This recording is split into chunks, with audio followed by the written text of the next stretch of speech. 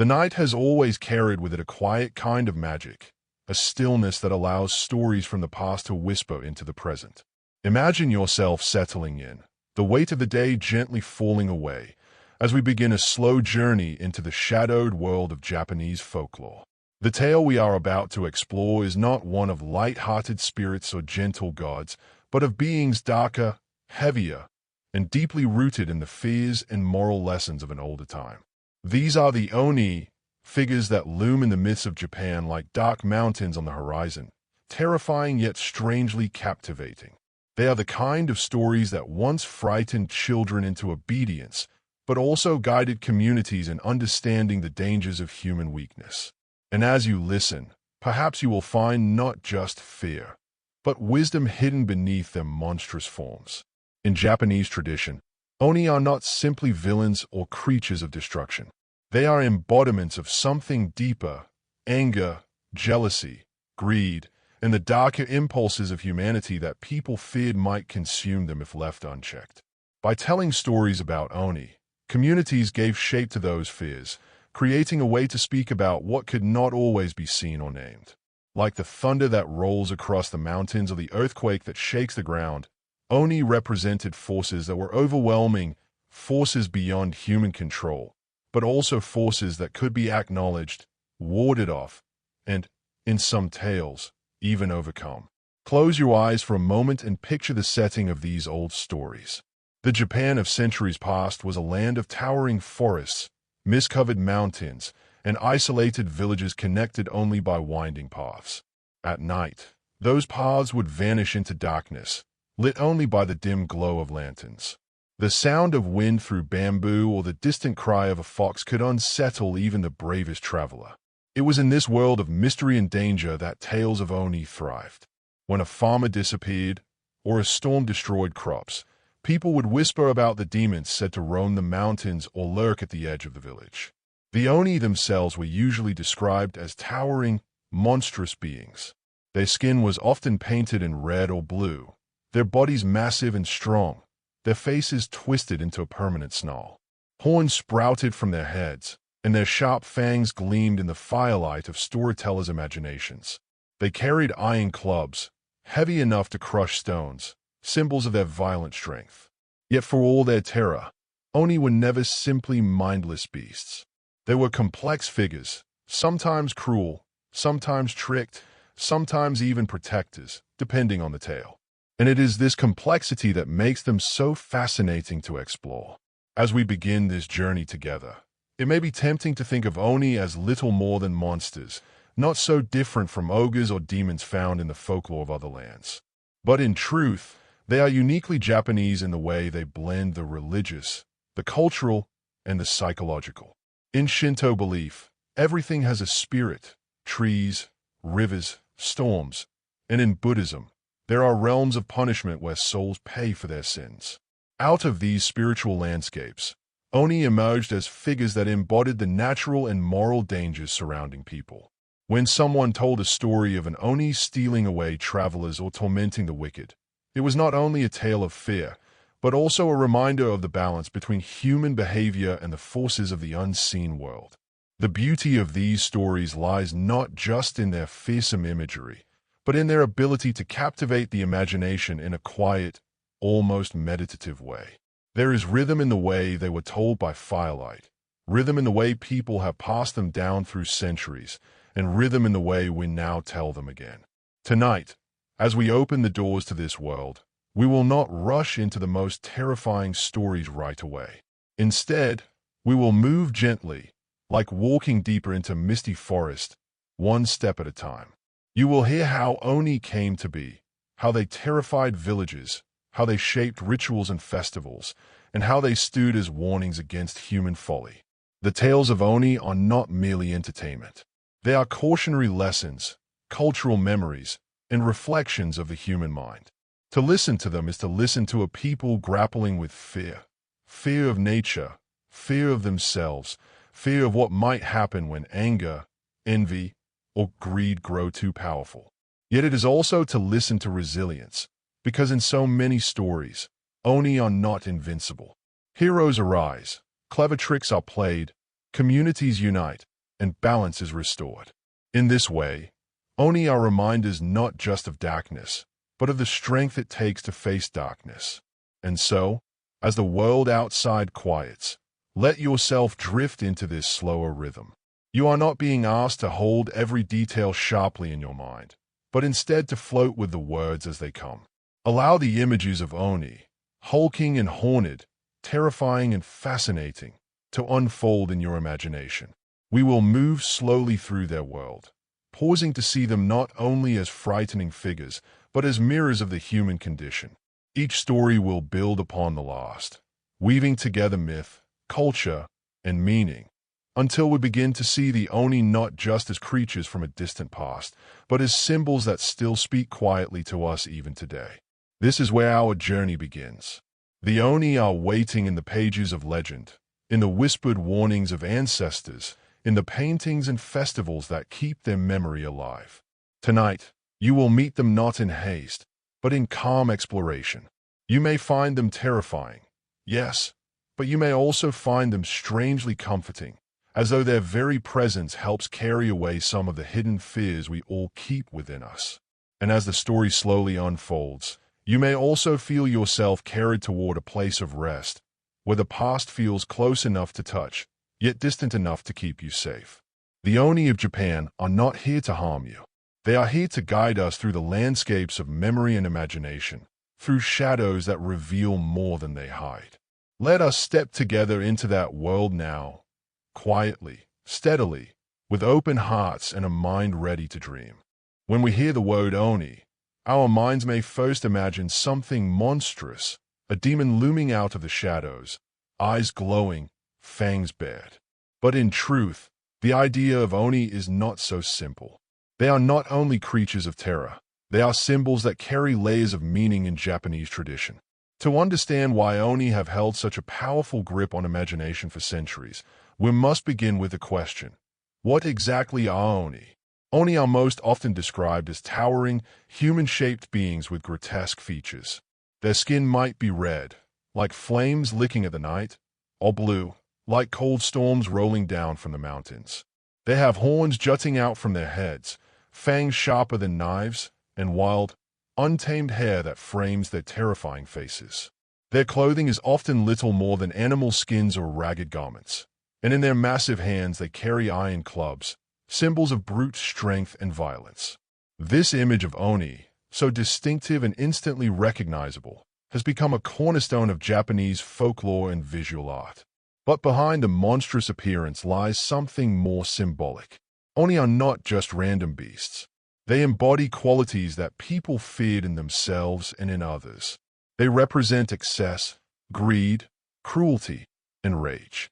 Where a spirit might be a natural force like wind or water, an Oni is something different.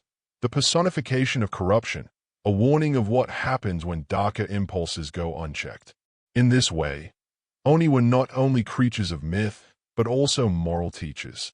When villagers told stories of Oni, they were not only entertaining one another, they were reminding each other to live with restraint, kindness, and balance. There is also ambiguity in the way Oni was seen. While many stories describe them as tormentors, spreading destruction wherever they go, others give them roles that are strangely just. In Buddhist tradition, Oni often appear in the hell realms, not as chaotic destroyers, but as punishers of evil. They are the enforcers of karma, ensuring that the wicked face the consequences of their actions. In this sense, Oni carried a paradox. They were terrifying, yet they also embodied justice. This duality makes them unlike the simple monsters of many other traditions. Imagine hearing about Oni in the centuries before electricity lit the night. Villages nestled in valleys, farmers working the rice fields, priests chanting in temples, and all around them the wild, untamed natural world. The mountains rose steeply, their peaks hidden by shifting mists, and forests stretched endlessly, full of unseen eyes. These landscapes were alive with mystery, and people explained the unknown with stories. A strange illness that swept through the community, a traveler lost in the hills, a sudden landslide. These were not random misfortunes. They could be the work of Oni. To give fear a shape was, in a way, to give it meaning. The word Oni itself has roots that reveal their nature. Written with a character that originally meant hidden or concealed, Oni are beings associated with the unseen. They lurk at the edges of society, appearing in times of chaos or weakness. They remind us that danger often comes from the shadows, from what is not easily understood.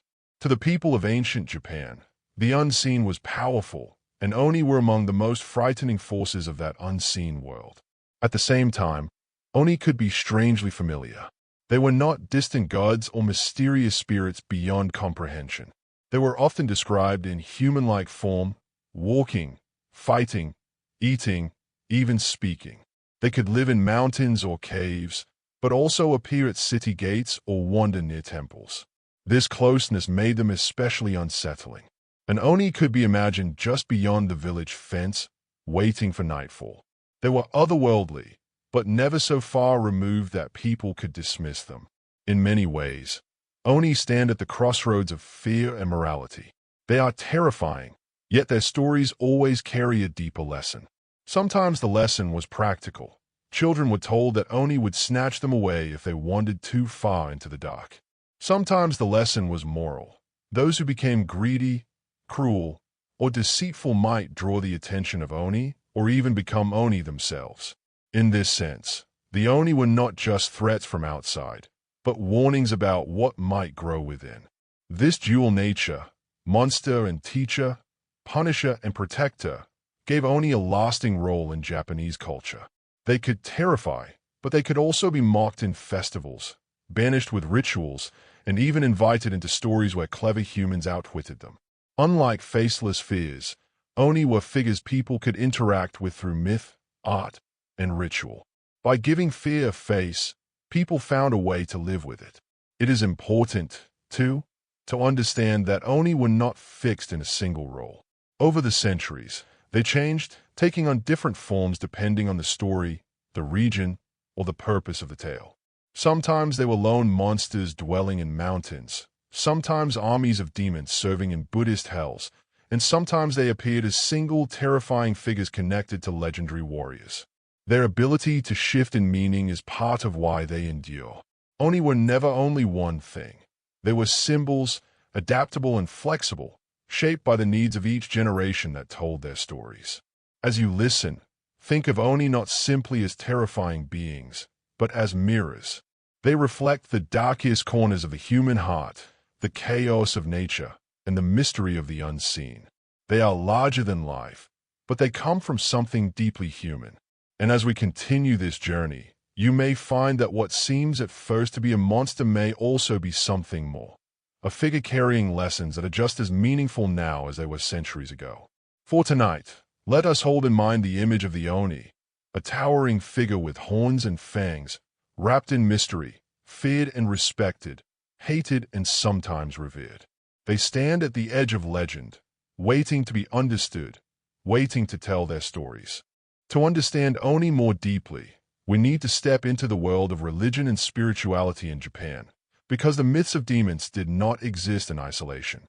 They were woven into the beliefs that shaped how people saw life, death, morality, and the unseen forces around them. Oni were not only monsters hiding in the woods or figures in bedtime warnings. They also had a place in the spiritual imagination of Japan, shaped by the teachings of Buddhism and the traditions of Shinto. Their terrifying presence was not simply about fear, but about cosmic order, about punishment and balance, about the struggle between human weakness and spiritual strength. Shinto, the native spirituality of Japan, is built on reverence for nature, for the spirits that dwell in mountains, rivers, storms, and trees. In this worldview, the world was full of kami, sacred presences both benevolent and unpredictable. Shinto does not divide beings neatly into good and evil. Instead, it emphasizes harmony, purity, and respect for the unseen. Within this framework, Oni were not gods, nor were they ordinary spirits. They were figures that lived on the dangerous edges of existence, reminders of what happened when harmony broke down. Where kami might bring blessings, Oni brought disruption. Where purity was the goal, Oni embodied corruption. But Oni took on a fuller, more defined role with the arrival of Buddhism in Japan around the 6th century. Buddhism came from China and Korea, carrying with it a rich set of teachings about karma, the afterlife, and the cycle of rebirth. Within Buddhist cosmology, there were hell realms where the souls of the wicked were sent to suffer as punishment for their deeds. And who was it that inflicted these punishments? Who carried out the terrifying justice of hell? It was the Oni. In Buddhist depictions, Oni were enforcers, almost like jailers of the underworld. They were the ones who carried out the tortures of the damned, ensuring that karma was paid in full. Souls guilty of greed, violence, or betrayal might find themselves whipped, beaten, or dragged away by Oni. The image of Oni here is grim, but also purposeful. They were not acting randomly. They were not monsters who simply wanted to destroy. Instead, they played a role in a greater moral structure, the punishment of evil and the restoration of cosmic justice. This dual religious influence, Shinto's respect for natural forces and Buddhism's vision of karmic punishment, created Oni as we know them. They were at once natural terrors and moral enforcers, chaos embodied and justice served. They straddled the line between myth and religion, between metaphor and faith. And in doing so, they became figures that spoke both to the everyday fears of villagers and to the deeper spiritual questions of life and death. In Shinto rituals, the presence of Oni was often something to be driven away. Purification ceremonies were designed to sweep out corruption, and Oni was symbolic of the impurities that threatened harmony. In contrast, in Buddhist temples, the image of Oni could serve as a reminder of moral accountability. Painted or carved depictions of hell often showed them looming over the damned, a visual warning to anyone who might stray from the path of virtue. To stand before such images was to be reminded that one's actions carried weight, and that justice, even if terrifying, was inevitable. Think of how powerful these images must have been in an age without modern distractions. A villager, kneeling before a temple altar, would see painted scrolls of writhing souls and haunted Oni holding iron clubs, teeth bared in cruel smiles. The message was clear: live with compassion, live with restraint, or risk facing these punishers in the afterlife.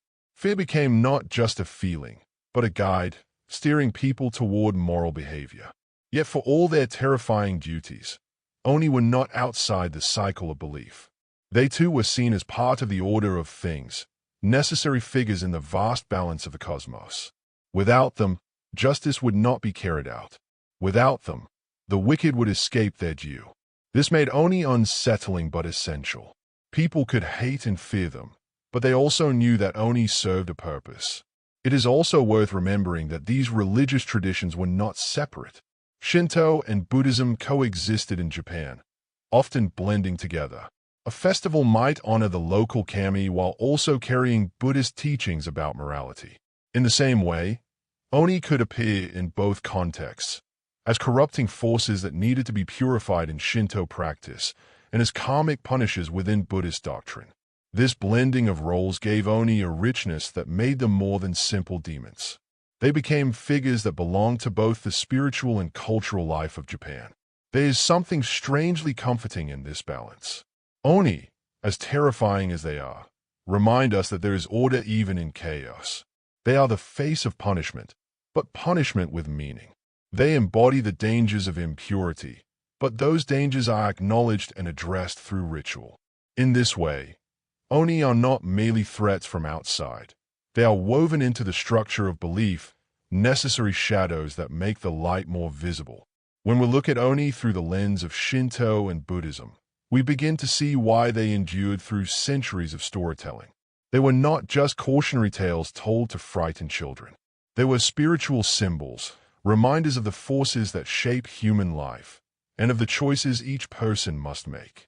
Their horns and fangs might inspire fear, but their presence in religion gave them a gravity, a sense that they mattered beyond the fireside tale. As you let these images drift in your mind, picture Oni not only as monsters but as figures standing at the gates of the unseen world. They are waiting at the crossroads between the natural and the moral, between human impulses and cosmic justice.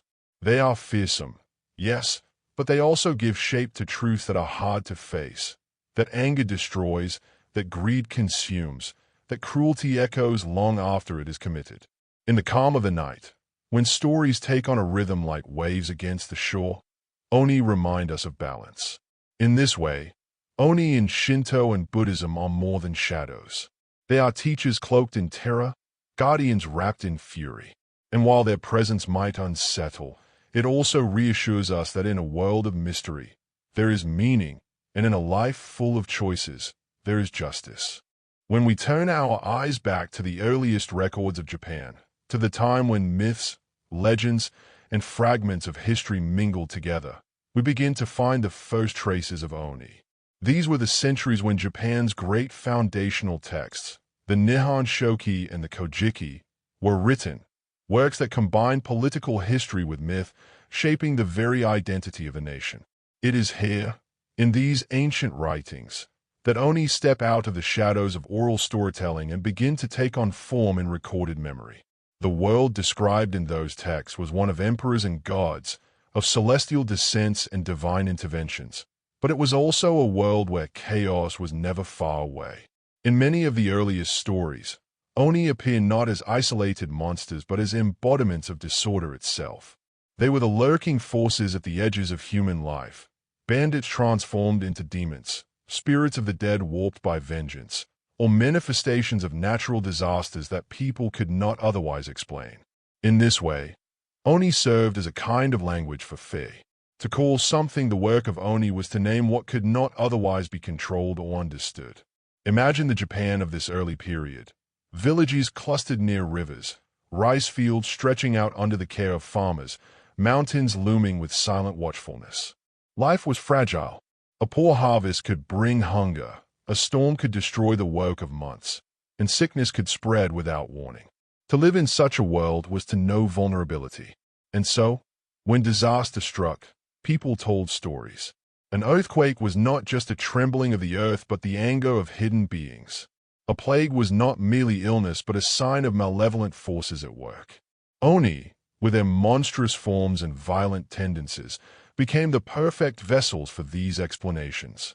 One of the earliest associations of Oni in recorded history was with the spirits of the angry dead.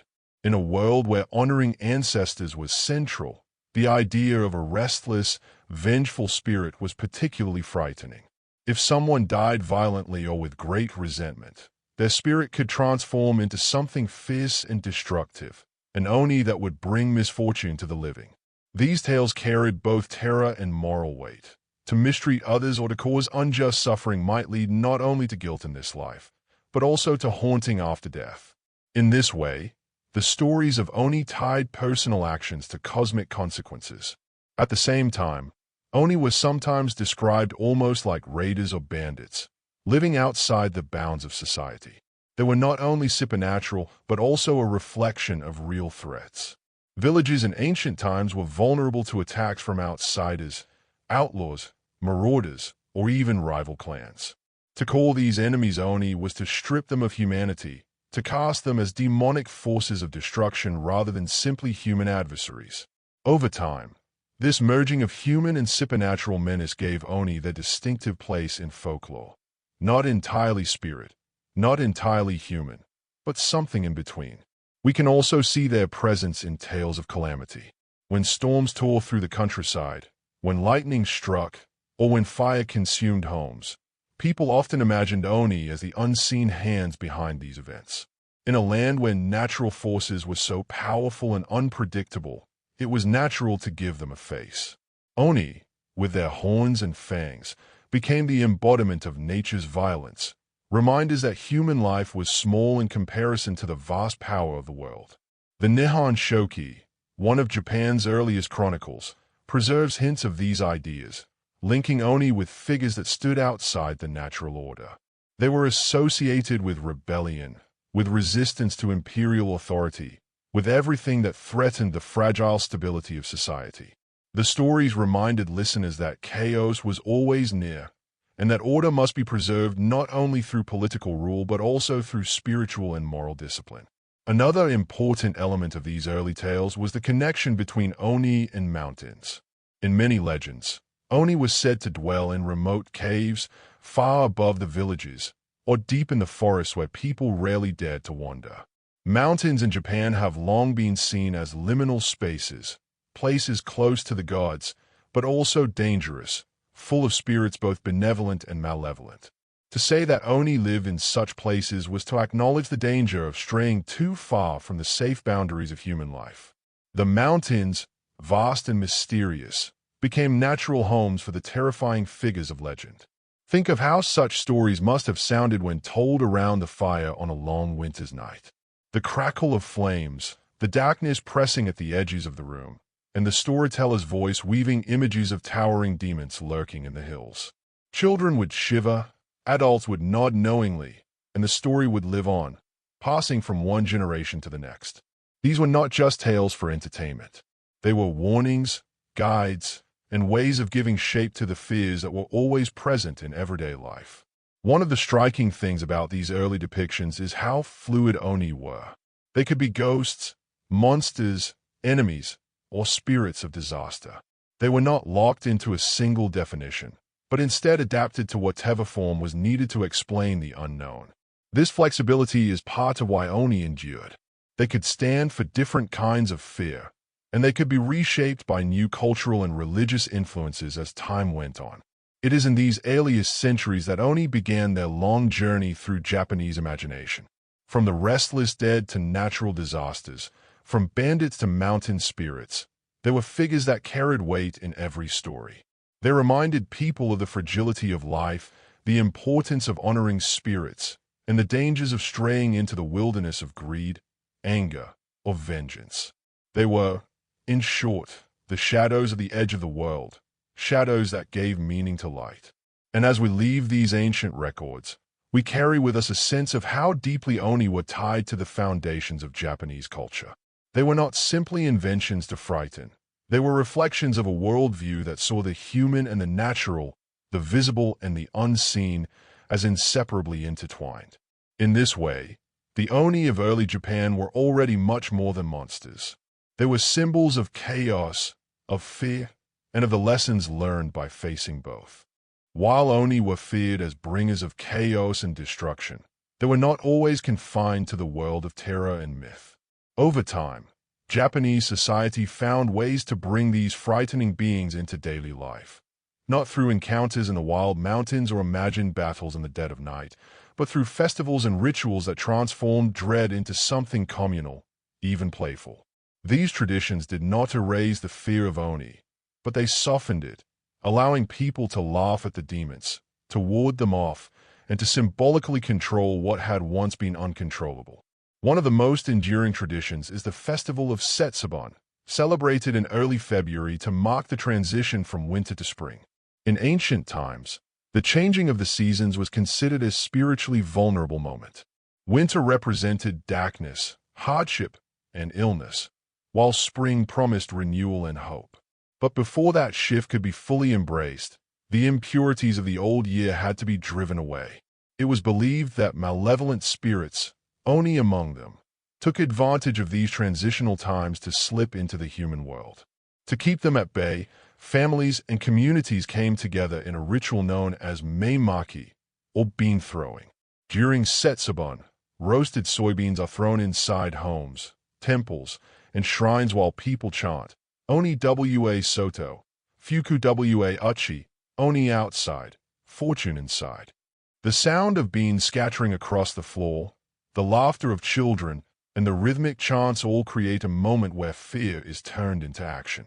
The beans, humble and everyday objects, were believed to hold purifying power. By hurling them, people symbolically expelled demons and invited blessings in their place. The Oni were not fought with swords or clubs, but with handfuls of beans, reminding everyone that even small acts could banish great fears. What makes Setsubun so enchanting is its blend of seriousness and play.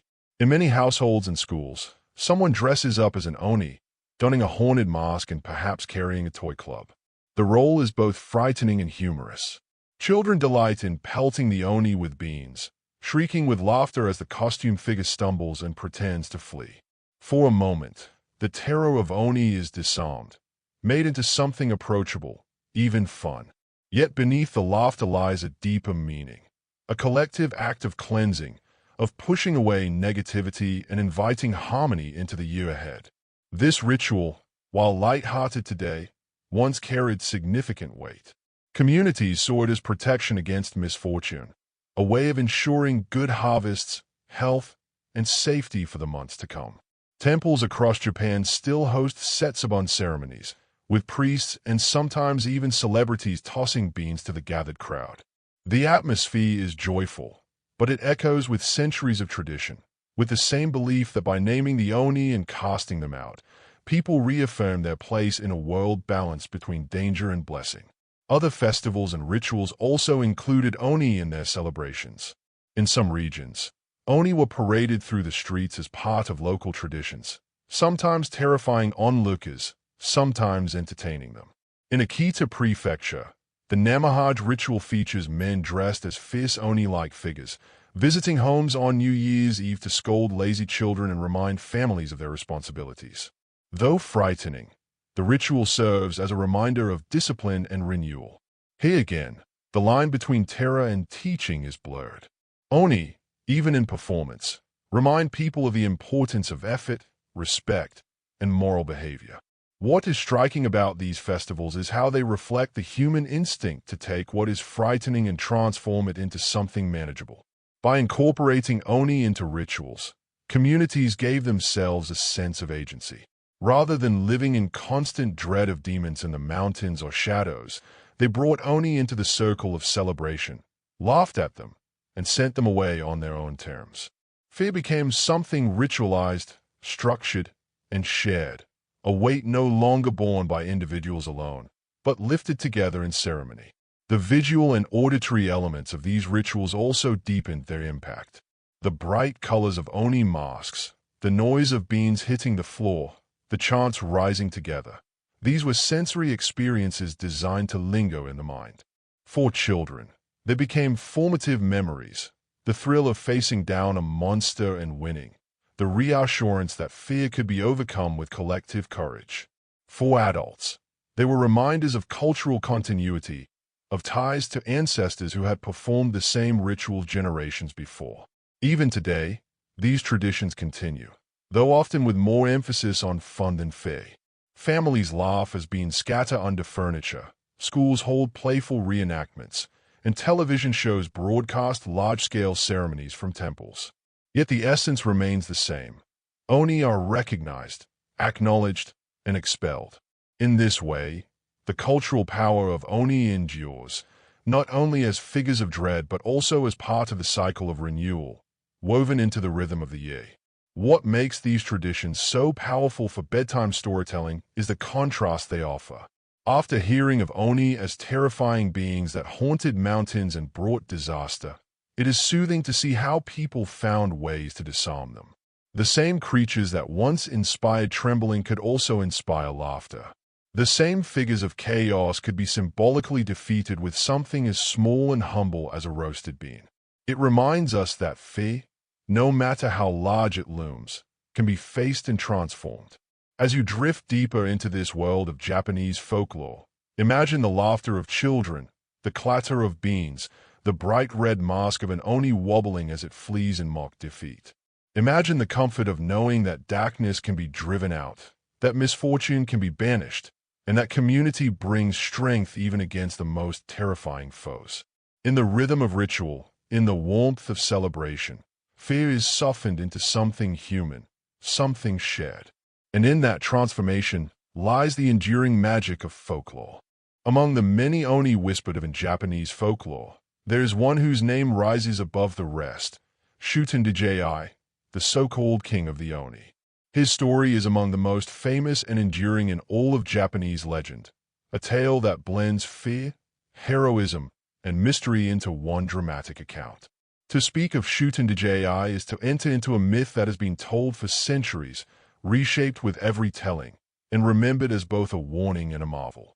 The legend begins in Kyoto, the heart of ancient Japan. It was said that long ago, during the Heian period, strange happenings troubled the city. Young women of noble families began to vanish without explanation. At first, the disappearances seemed like isolated tragedies, But soon the scale became impossible to ignore.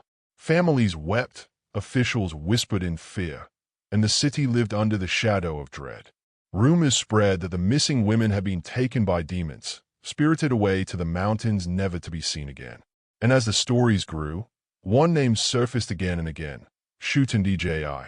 His name, which means little drunkard boy, came from his fondness for sake, the rice wine of Japan. But though his name sounded almost playful, there was nothing light-hearted about him. Shutendji was described as a massive figure, towering in height, with wild hair, sharp fangs, and horns curling from his head. He was said to dwell in Mount E, northwest of Kyoto, in a sprawling lair where his band of Oni followers lived. There, the stolen maidens were imprisoned, forced to serve the demons until their lives came to a grim end. Shutendji himself was said to feast upon human flesh and drink the blood of his captives, indulging in endless revelries of terror. The suffering of Kyoto grew unbearable, and so the court turned to its greatest warriors. Among them was the famed hero Minamoto no Rake, known for his strength and loyalty, along with his loyal retainers, the Shiten, the four heavenly kings. These were men of courage and skill, whose names would echo through history: Watanabe no Suna, Sakata no Kintoki, Uobe no Sutake, and Yuzue Setamitsu. Together, they vowed to rid the land of this monstrous threat. But to face Shutendji was no small task. He was no ordinary enemy. According to the legends, the gods themselves intervened, providing guidance and assistance. Some versions say that Rake and his men were visited by divine messengers who gave them sacred sake, laced with a special power that could weaken the Oni king. With these gifts in hand, they prepared their journey. Disguised as wandering monks, Rake and his companions ascended Mount E. Along the way, the path grew darker, the air heavy with unease, as though the mountain itself resisted their presence. When they reached the fortress of Shutendji, they were welcomed inside, for the Oni mistook them as harmless priests. Within, they found a scene of horror, bones scattered, the cries of captives echoing faintly, and the smell of sake and flesh mingling in the halls. Shutendji himself sat at the center of it all, drinking deeply from a cup, his immense frame looming like a nightmare come to life. The warriors played their part carefully. They offered Shutendji the sacred sake, claiming it was a gift for his hospitality. The Oni, ever eager for drink, accepted it gladly, gulping it down with great laughter. But the sake was no ordinary wine. It carried divine enchantments that dulled his senses and weakened his strength. One cup led to another, and soon the mighty demon king swayed in drunken stupor, unaware that his doom was near. With Shutendji subdued, Rake and his men struck. They drew their swords and fell upon him with all their might. Even weakened, Shutendji's power was immense. His skin was said to be as hard as iron, his roars shaking the mountain itself. The battle raged with fury, steel against supernatural strength. Yet through divine aid and relentless determination, the warriors gained the upper hand. At last, they managed to sever his head from his body. But even in death, Shutendji's terror did not end. His head, separated from his body, did not stop moving. In some tellings, it bit down fiercely, nearly crushing Rake in its jaws, only to be stopped by the helmet he wore. The severed head continued to gnash its teeth, eyes blazing with hatred, before finally succumbing to silence. It was said that his remains were buried in secret places, his head encased and hidden so that his spirit could not rise again. The story of Shutendji is more than just a tale of a monster's defeat. It reflects the fears of its time, the fear of abductions, the fragility of peace, and the unseen dangers lurking in the wilderness beyond the city. Yet it is also a tale of triumph, the courage of mortals aided by the divine, the victory of human order over chaos. It reminded listeners that even the greatest of demons could be brought low by bravery, cleverness, and unity. Over the centuries, the legend has been retold countless times, in paintings, theater, and literature. Sometimes Shutendji is portrayed as a terrifying villain, other times with a touch of tragic grandeur, a mighty being brought down by fate. His story resonates because it carries both fear and fascination. Even now, when told in hushed tones, it holds the power to stir the imagination, to conjure visions of dark mountain lays and a demon king who reveled in his terror. For those drifting into sleep, the tale of Shutenjai offers a rhythm both unsettling and reassuring. The fear builds as the Oni king feasts and rages, yet it resolves in the victory of the heroes, the restoration of peace. It reminds us that every night of dread has its dawn, and that even the darkest of legends ends with a promise of safety. In that balance between terror and relief, the story has endured, carried gently through time, like a lullaby woven from shadow and light. If Shutendji was remembered as the king of the Oni, his fearsome companion, Ibarakiji, stood just behind him in fame and terror. Where Shutendji was said to rule over the mountains in wild revelry, Ibaraki's presence haunted the very borders of Kyoto itself, waiting at the Rashomon Gate, a liminal place where the order of the city met the mystery of the outside world. His legend, like that of Shutendji, has echoed for centuries, and his name remains one of the most enduring in Japanese folklore. The Rashomon Gate was once one of the grand entrances into Kyoto, but by the later Heian period, it had fallen into ruin. Tall, crumbling, and shadowed, it became a place of unease. People whispered that thieves, bandits, and spirits lurked there, and that after nightfall, only the desperate dead passed through its arches. It was here, amid this crumbling structure, that Ibarakiji was said to make his home. Ibaraki was no ordinary Oni. Descriptions vary, but most accounts speak of a towering figure with fiery eyes, sharp claws, and a fearsome strength to rival Shutendji himself. Some say Ibaraki was once Shutendji's most trusted lieutenant, a loyal companion in raids and revelry, who carried out his master's will with unmatched ferocity. Others suggest Ibaraki was a free agent, a powerful Oni in his own right, who found the Rashomon Gate a fitting place to stalk, halfway between the city of humans and the wild world of demons.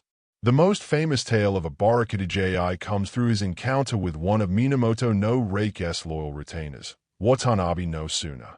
Suna, already celebrated for his bravery, would find his name forever linked with this terrifying Oni. It was said that one evening, Suna was traveling near Rashomon when he felt a sudden, chilling presence. Out of the shadows emerged Ibaraki, massive and fierce, with claws glinting in the moonlight. The Oni lunged, and a fierce struggle began, man against demon, steel against claw. Suna's sword, forged with divine craftsmanship, met the strength of Ibaraki's supernatural body. Sparks flew, and the ground shook with the force of their combat. Despite the Oni's immense power, Suna did not falter. With one bold strike, he managed to sever Ibaraki's arm. The Oni howled in pain, the sound echoing through the ruins like a thunderclap. Grasping the severed arm, Suna fled, determined to keep it as proof of his victory and as a safeguard against the Oni's return. But the tale did not end there. According to legend, Suna locked the arm away, knowing it still held power. Yet Ibaraki was not so easily defeated. Days later, Suna's foster mother came to visit him, her voice gentle and her presence familiar. She asked to see the severed arm, perhaps curious about the trophy her son had claimed. Trusting her, Suna agreed. But when the woman touched the arm, her form shifted, and the illusion shattered. It was Ibarakiji in disguise. The Oni snatched the arm and vanished into the night, returning whole once again. This story captures the enduring fear and cunning attributed to Oni. They were not merely beasts of brute force but tricksters, capable of deception and persistence. To sever Ibaraki's arm was not enough. His spirit endured, and his menace lingered, reminding listeners that such beings could not be so easily banished. For the people of Kyoto, the story of Ibarakiji reinforced the idea that the edges of their world, the crumbling Rashomon Gate, the mountains beyond, were places of danger. It was not only thieves or wild animals that threatened the unwary, but spirits and demons who thrived in forgotten, liminal spaces. Ibaraki became the embodiment of that liminality, too strong to be ignored, too cunning to be easily defeated, forever hovering between the city and the wild, between defeat and return. Artists and storytellers across centuries kept Ibaraki alive in paintings, plays, and woodblock prints. Often, he was shown with wild hair, eyes blazing, and one arm raised, an eternal reminder of the battle with Suna. In no theater, his story was dramatized in slow, deliberate movements, emphasizing both his terror and his persistence. In these performances, the Oni's ferocity was softened into rhythm and ritual, allowing the audience to confront fear in a space of safety. What makes Ibaraki's story so compelling is the balance it strikes between victory and unease. Unlike Shutendji, who was decisively slain, Ibaraki escapes, wounded but unbroken. His return is always a possibility, and in that uncertainty lies his power. He is the shadow at the edge of the firelight, the figure glimpsed at the corner of vision, the lingering dread that never fully disappears. For a bedtime listener, the tale of Ibaraki unfolds like a dream that shifts between calm and intensity. There's the crumbling Rashomon Gate, silent and eerie under the moonlight. There's the sudden clash of steel and claw, the rush of adrenaline, the cry of the Oni as his arm is cut away. Then comes the quiet deception, the warmth of a mother's voice hiding a darker truth, and the sudden revelation as the Oni takes back what was his. It is a story that rises and falls like waves, drawing the listener deeper into its rhythm. And when the tale closes, what lingers is not only fear but fascination. Ibaraki remains undefeated, a reminder that some forces cannot be fully tamed. He embodies the persistence of legend itself, always returning, always reappearing, just when one thinks the story has ended. In the soft darkness of night, as the mind drifts toward dreams, Ibaraki's tale becomes a companion to the imagination, both unsettling and strangely soothing. For what is folklore, if not a way to give shape to the unknown, to name the shadows, and to carry them gently into memory? While Shutendji and Ibaraki remain the most famous Oni in Japanese folklore, countless lesser-known tales ripple outward from villages, towns, and provinces across the country. Each region has its own memories of Oni, creatures that may not have ruled the mountains or haunted city gates, but still left deep impressions on the people who lived in their shadow. These local legends reveal how the idea of the Oni was shaped by geography, history, and the quiet fears of daily life. In rural areas, mountains were often described as the dwelling places of Oni. For communities that depended on agriculture, mountains represented both life and danger. They provided water, wood, and sacred shrines, but they also loomed with unknown perils, wild animals, sudden storms, and the possibility of becoming lost. To make sense of these dangers, people told stories of mountain-dwelling Oni. A child who strayed too far might be warned, "Don't go into the forest, or the Oni will catch you."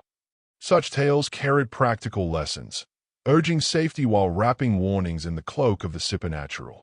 In some regions, Oni were linked with volcanoes and earthquakes. Japan's landscape, shaped by volcanic activity, often erupted with destructive force. It was easy to imagine that beneath the earth, angry Oni stirred restlessly, shaking the ground and spewing fire when their wrath grew too great. Villages struck by such disasters sometimes retold the events as a work of Oni, whose tempers had been provoked by human misdeeds or neglect of ritual. In this way, Oni embodied not just personal fear but the overwhelming power of nature itself. Other legends painted Oni in a more personal, even intimate light.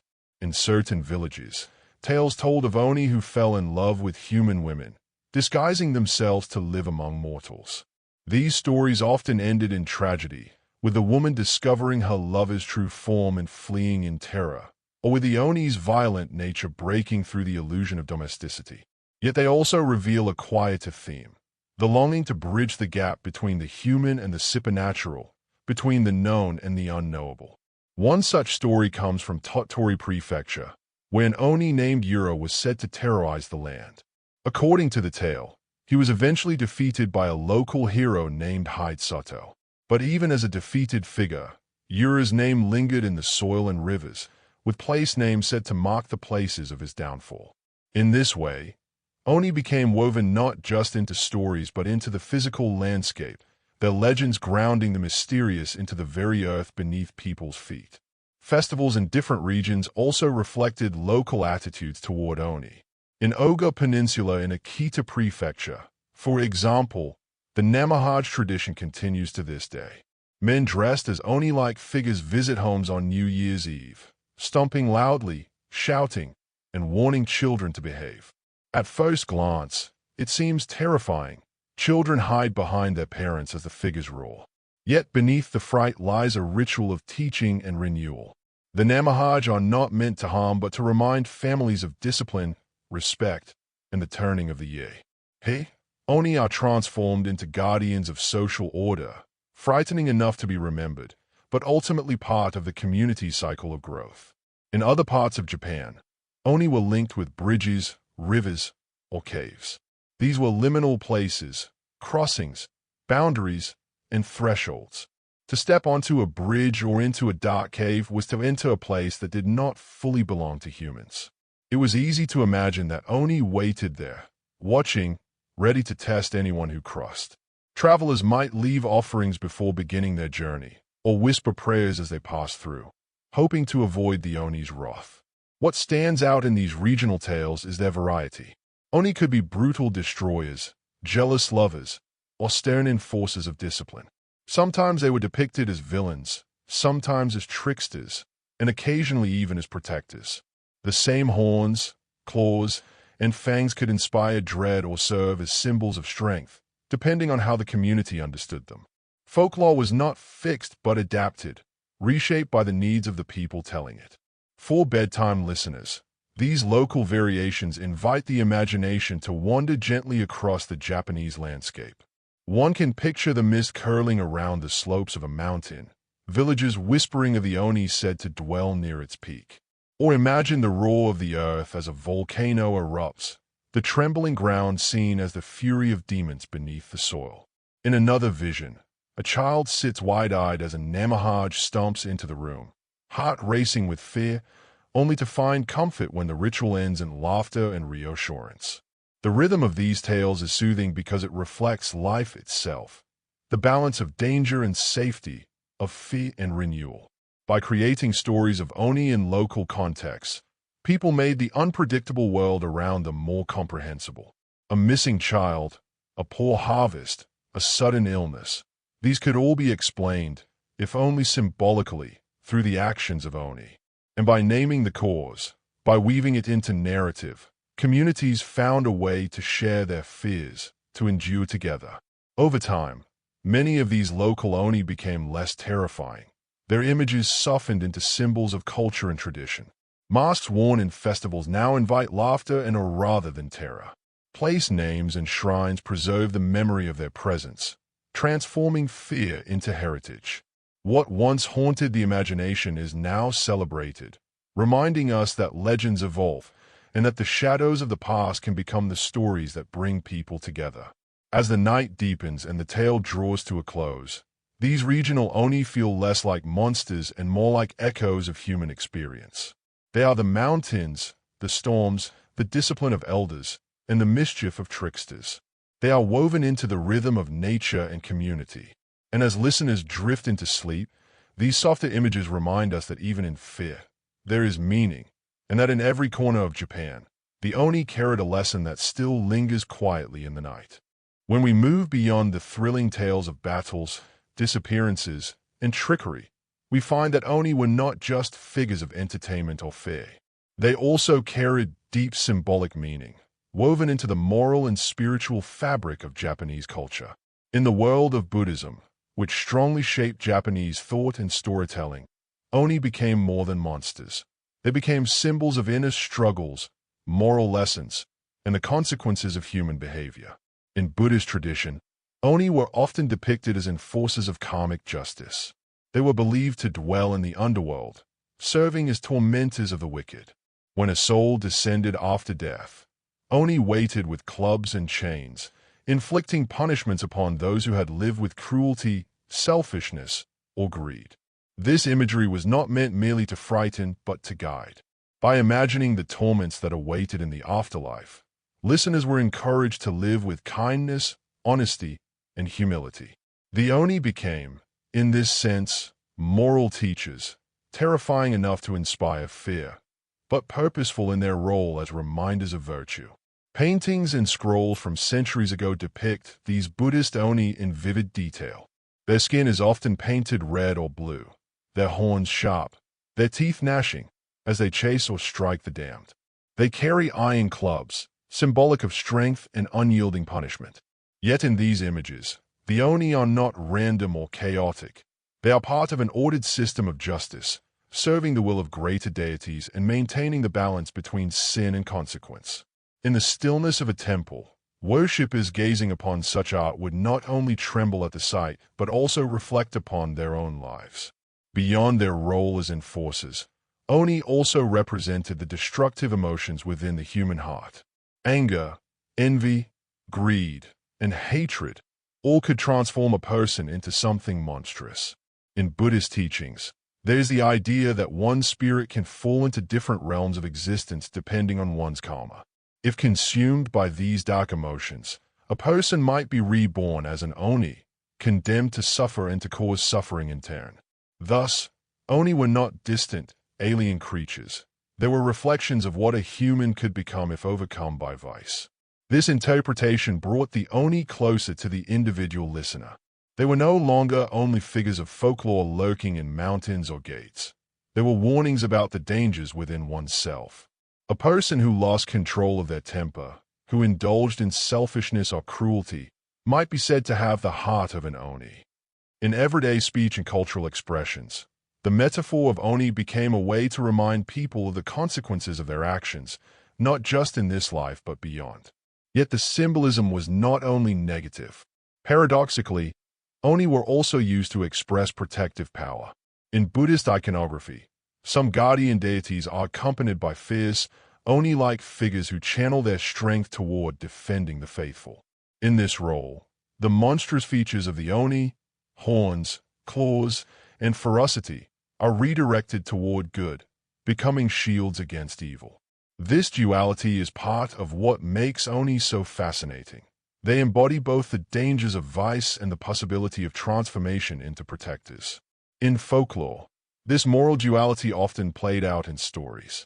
An Oni might terrorize a village, only to later repent and become a protector once tamed or enlightened by a monk. These tales reflected the Buddhist belief in redemption, the idea that even the most corrupted spirit had a chance to change. One famous story tells of an Oni who, moved by compassion for a monk's prayers, vowed to protect the very temple he had once threatened. The terrifying became the guardian. The monster became a symbol of faith's power to transform. For the people who listened to these tales in quiet village gatherings or in temple courtyards, the lessons were clear. Oni reminded them of what awaited those who strayed too far into greed or anger. But they also offered hope that with reflection, prayer, and discipline, even the darkest impulses could be redirected.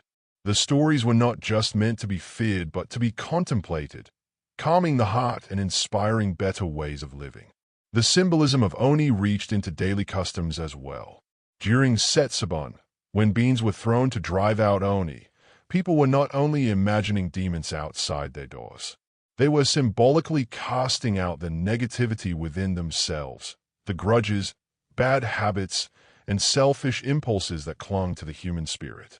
Oni wa Soto, Fuku wa Uchi, Oni outside, fortune inside, was not just about external demons but about the inner ones too.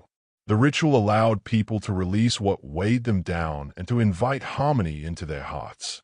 For a bedtime listener, the symbolic world of Oni offers a soothing perspective. Instead of dwelling only on fearsome battles and monstrous figures, we see Oni as mirrors of the human condition. They remind us that everyone struggles with darker emotions, and that these struggles can be acknowledged, named, and even transformed. Fear becomes a teacher. Shadows become guides. In the calm rhythm of storytelling, the lesson sinks in gently. To recognize the Oni within is the first step toward living more peacefully. In this way, the Oni are not just creatures of the night, but reflections of the self. They embody the consequences of unbridled desire, but also the possibility of redemption. They guard temples, they haunt mountains, they sit on the edges of dreams. But above all, they remind us that every person carries the power to choose between shadow and light.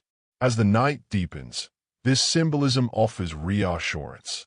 The Oni are fierce, yes, but they are also meaningful. They exist not only to frighten but to guide.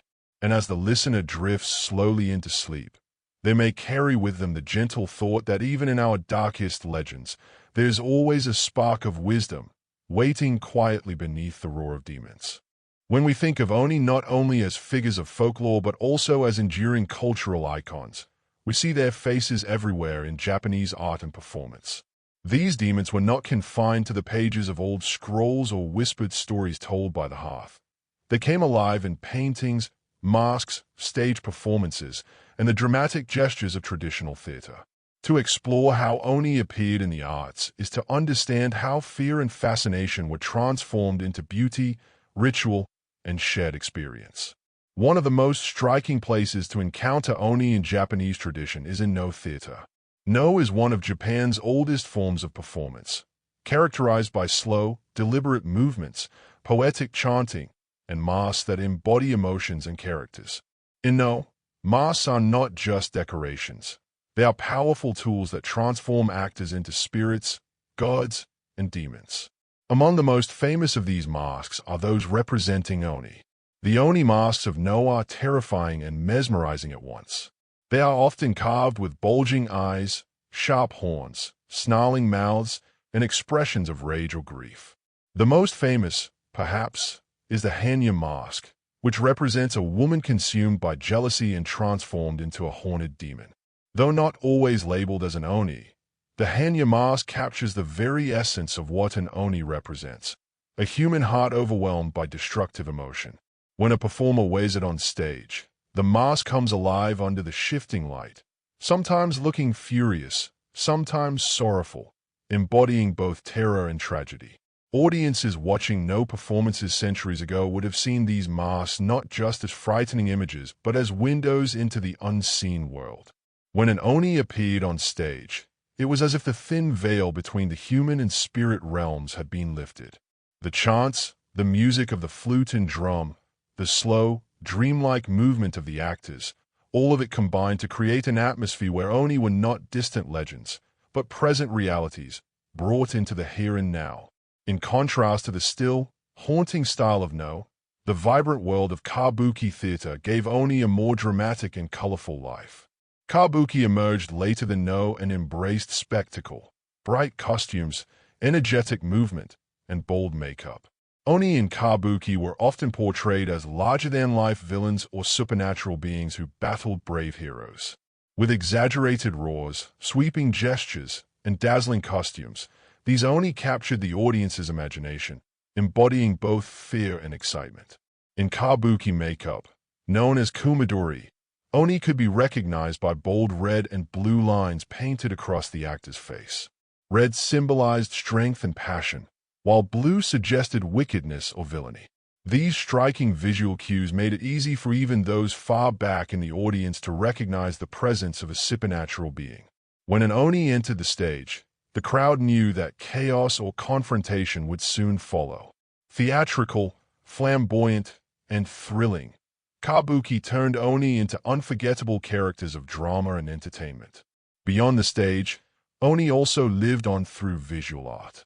Ancient scrolls and painted screens often depicted Oni wreaking havoc, storming across battlefields, or tormenting sinners in the afterlife. Some of these images were deeply religious, illustrating Buddhist tales of punishment. Others leaned toward the fantastic, showing Oni carrying off captives, clashing with legendary heroes, or fleeing in defeat after being outwitted. Artists of the Edo period, in particular, enjoyed painting and printing images of Oni that were both frightening and strangely humorous. In woodblock prints, one might find Oni sneaking into homes or appearing at festivals, sometimes portrayed with a touch of comedy rather than pure terror. These lighter depictions allowed people to laugh at their fears, making Oni part of the playful side of culture as well as the frightening. Then there were the Oni masks used in festivals and rituals, not only on the stage. During celebrations like Setsubon, masks were worn to embody the demons that people symbolically cast out of their homes.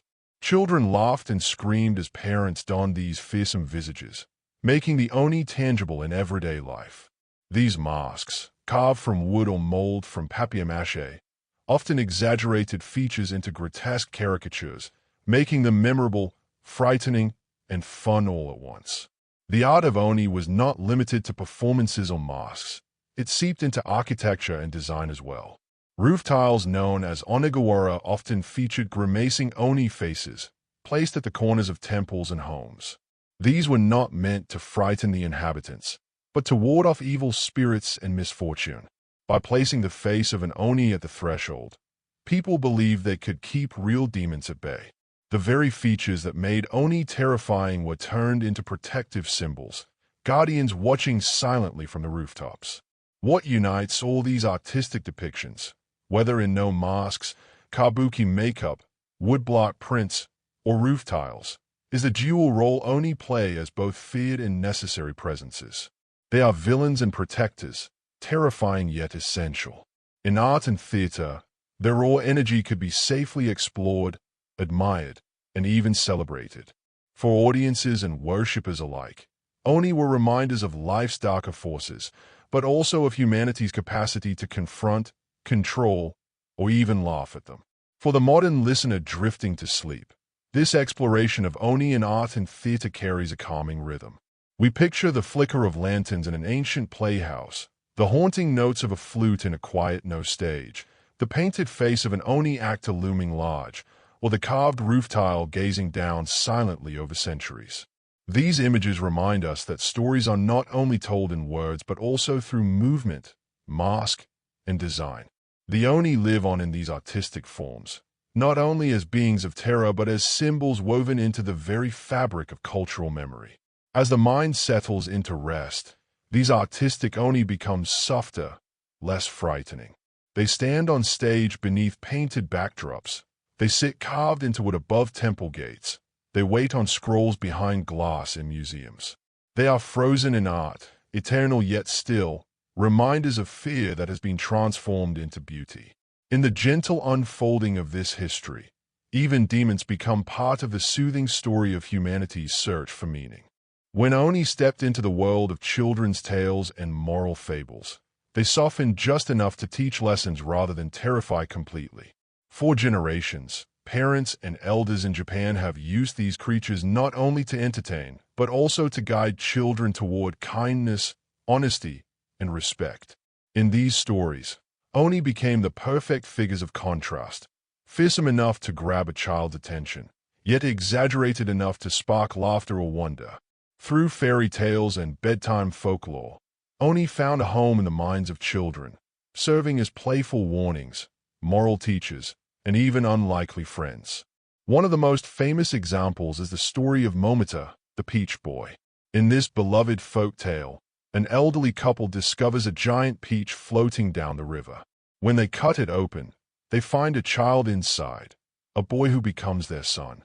Momota grows strong and brave, and when he learns that Oni are plaguing the land, stealing from villages and causing trouble, he sets out to defeat them. Along the way, he befriends a dog, a monkey, and a pheasant, each of whom helps him on his quest.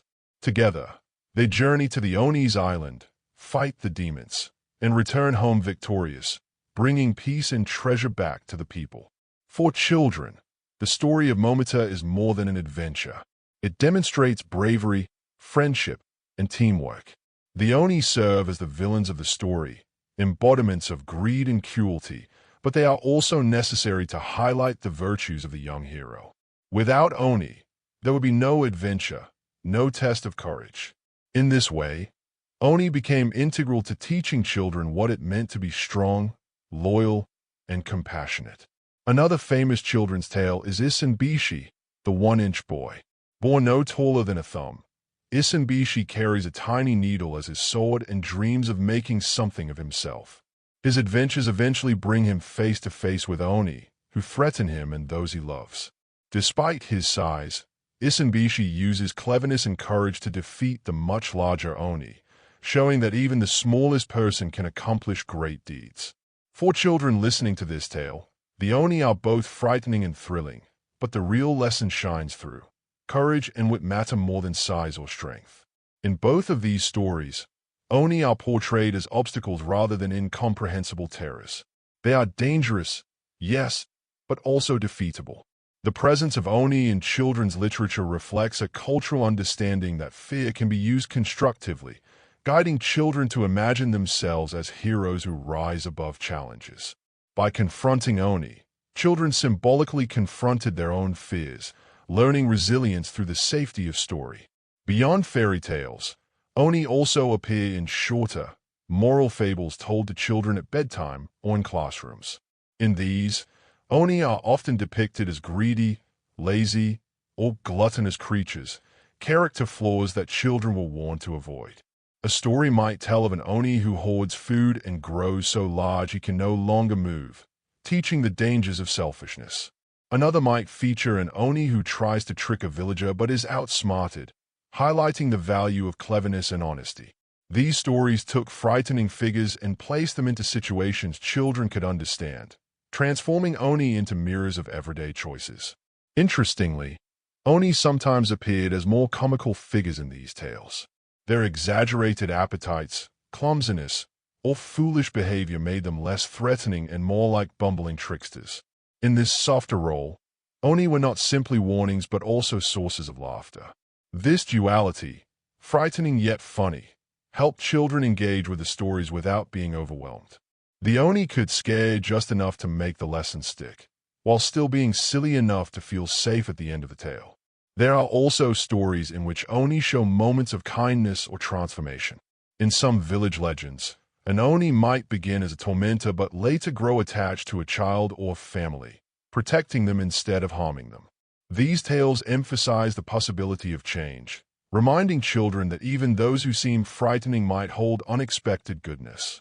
The lesson here was one of empathy, to look beyond appearances and believe in the possibility of redemption. In more recent times, children's books and animated stories in Japan have continued this tradition, keeping Oni alive in gentle, imaginative ways. Picture books show brightly colored Oni with horns and wide grins, sometimes more silly than scary. Cartoons depict Oni as playful tricksters or misunderstood characters, echoing the dual nature of the older legends. In schools, children still chant Oni wa Soto, Fuku wa Uchi during Setsubon, laughing as they throw beans at a parent or teacher dressed as an Oni. What once symbolized deep fear has become a blend of education, entertainment, and play. What makes these children's stories so enduring is their layered simplicity. On the surface, they are exciting tales of heroes and monsters. Beneath that, they carry gentle reminders about kindness, courage, honesty, and resilience. And quietly, they also allow children to practice facing fear in a safe space. To imagine an Oni is to step into the unknown, but to defeat or outsmart one is to feel empowered. It is a small rehearsal for the challenges of growing up. For the bedtime listener now, the rhythm of these stories is soothing. One can picture an old Japanese farmhouse, with children gathered close to the fire as a grandmother or grandfather begins to speak. The flickering light casts shadows on the wall. The sound of wind presses against the wooden panels, and in that moment, Oni come alive, not to harm, but to teach. The children gasp, laugh, and finally smile with relief when the hero wins, before drifting off to sleep. Even today, these bedtime stories carry that same calming arc. They begin with the thrill of danger, rise with adventure, and close with resolution. The Oni are defeated, the lesson is learned, and peace returns. In this rhythm, children and adults alike find comfort. No matter how frightening the challenge, the story always brings you home safely. And so, in children's stories, Oni serve as guides disguised as monsters. They frighten only to prepare. They challenge only to teach. They are villains and fools, dangers and friends, shadows and mirrors. Their presence in fables reminds us that even in the gentlest moments of storytelling, the power of myth can shape hearts and minds across generations.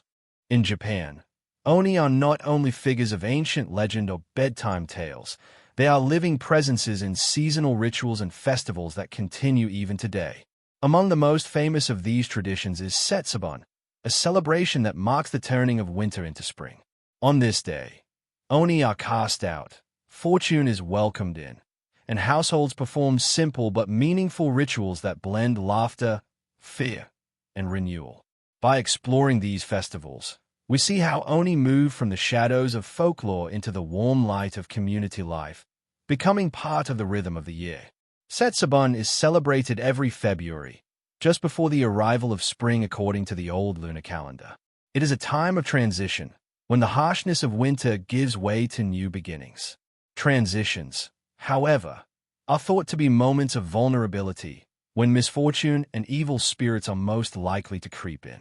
To guard against these forces, families take part in a ritual known as meimaki, or bean throwing.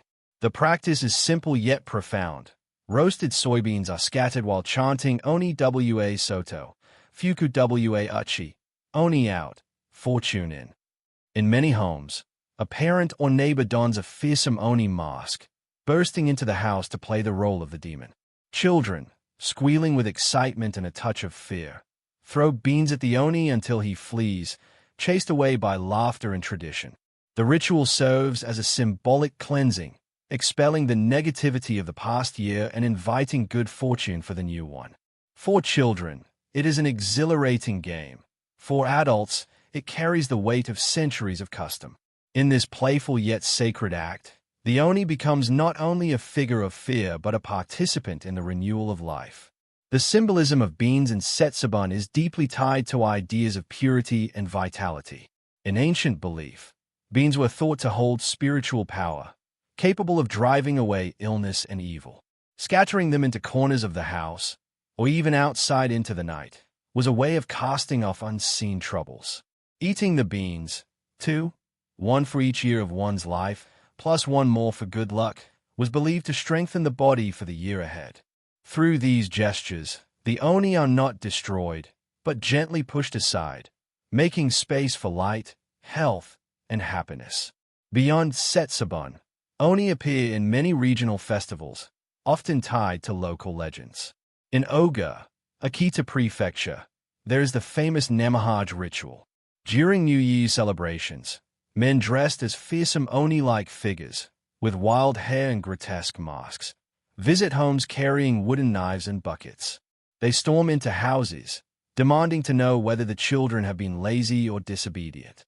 Crying children cling to their parents, while the Namahage shout warnings against idleness and bad behavior. Yet beneath the frightening surface, the ritual is not meant to terrify permanently.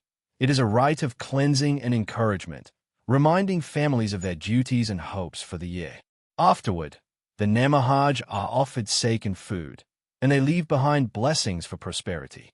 In this way, Oni become both enforcers of discipline and bringers of good fortune. The fear they inspire is balanced with the protection they provide. For the people of Oga, the Namahage is not just performance, it is a living embodiment of community values passed down across generations.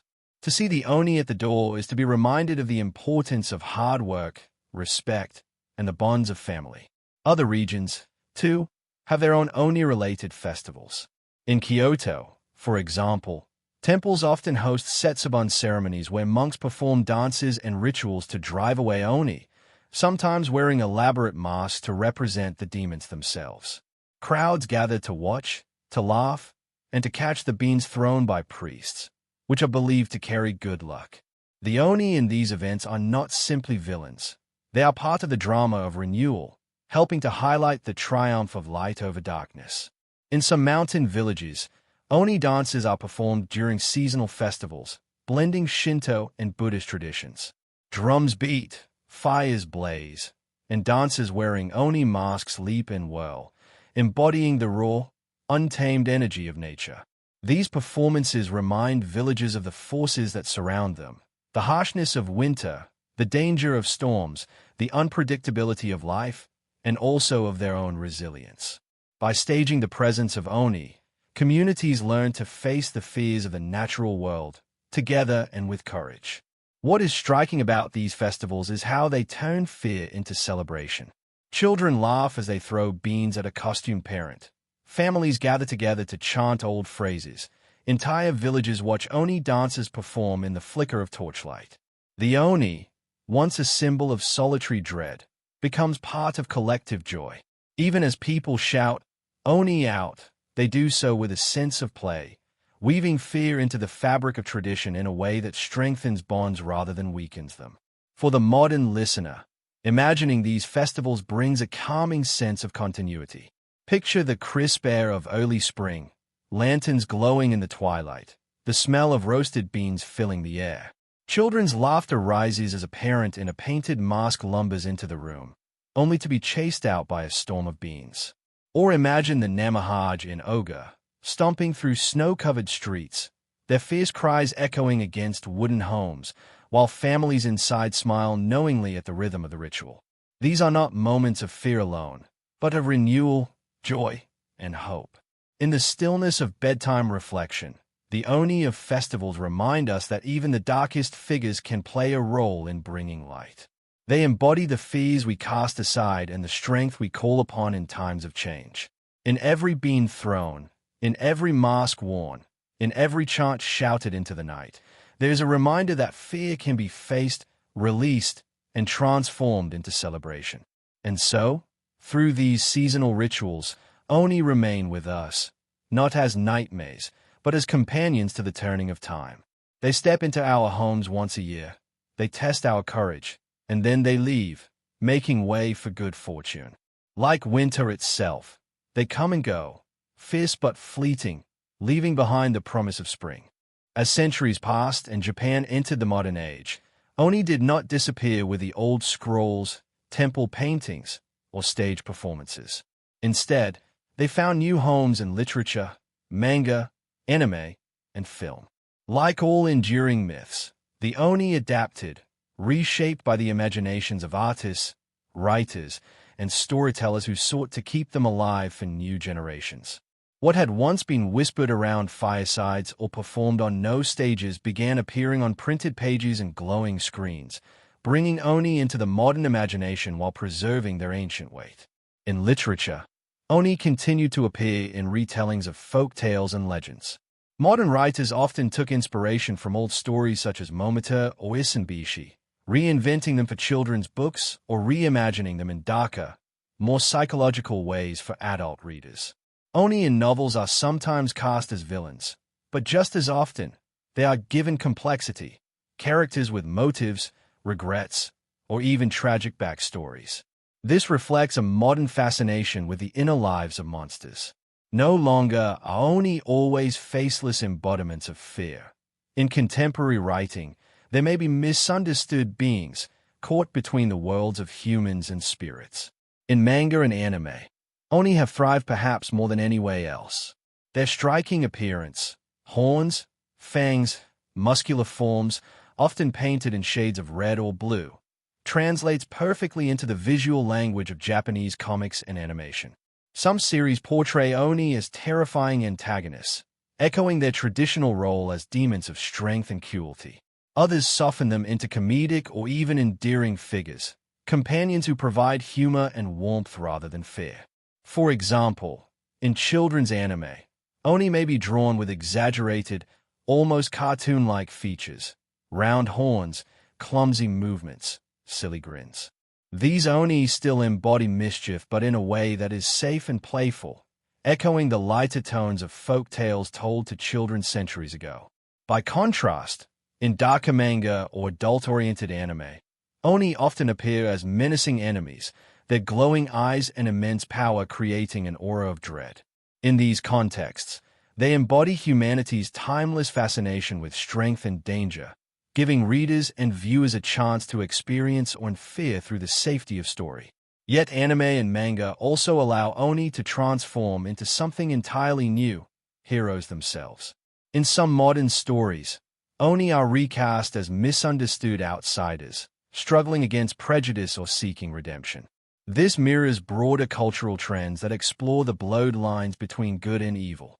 Where traditional legends might have shown Oni only as villains, modern media sometimes invites us to sympathize with them, to see their humanity beneath the horns. In doing so, Oni becomes symbols not just of fear but of difference, resilience, and even inner strength. Japanese films have also explored Oni in a wide range of styles. In older period dramas, Oni often appear as supernatural antagonists, clashing with samurai or monks in dramatic retellings of old tales. Special effects, even in their earliest forms, were used to capture the glowing eyes or looming silhouettes of demons from folklore. Later, as horror cinema grew in popularity, Oni-inspired creatures emerged in films that blended traditional myth with modern fears, sometimes more abstract, sometimes directly named as Oni.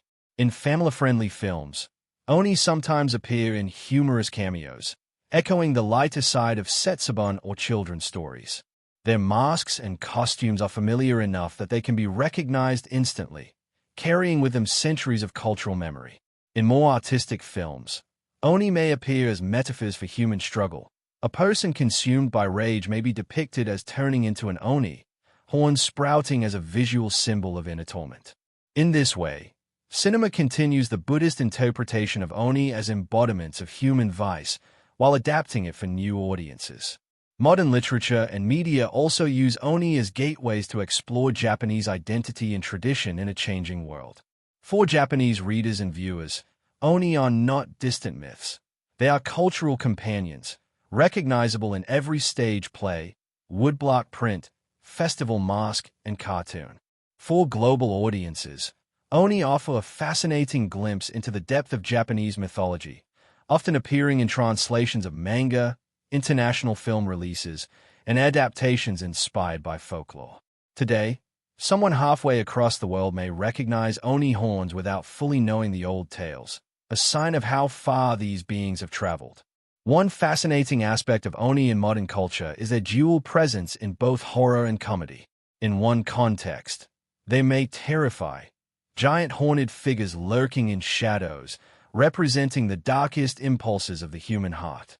In another, they may be playful, chubby, bumbling demons who run away when pelted with beans.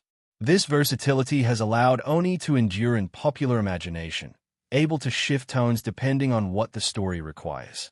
They are as much at home in a chilling horror scene as they are in a light-hearted children's cartoon. In this adaptability lies the secret of their survival.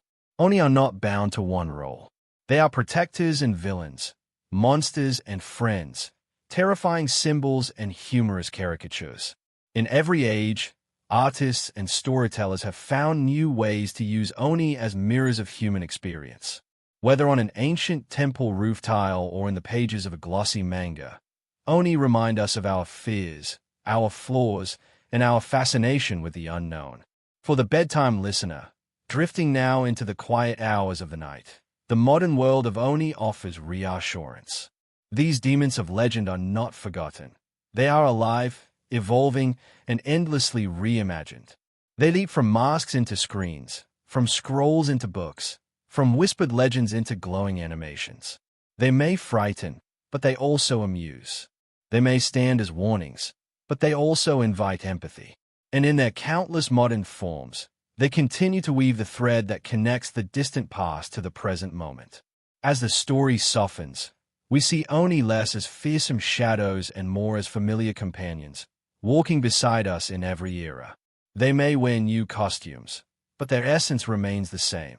The embodiment of our struggles, our fears, and our hope that even monsters can teach us something about being human.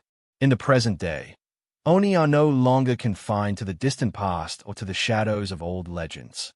Instead, they stand as living symbols within Japanese culture, deeply embedded in the rhythms of everyday life, festivals, art, and even national identity.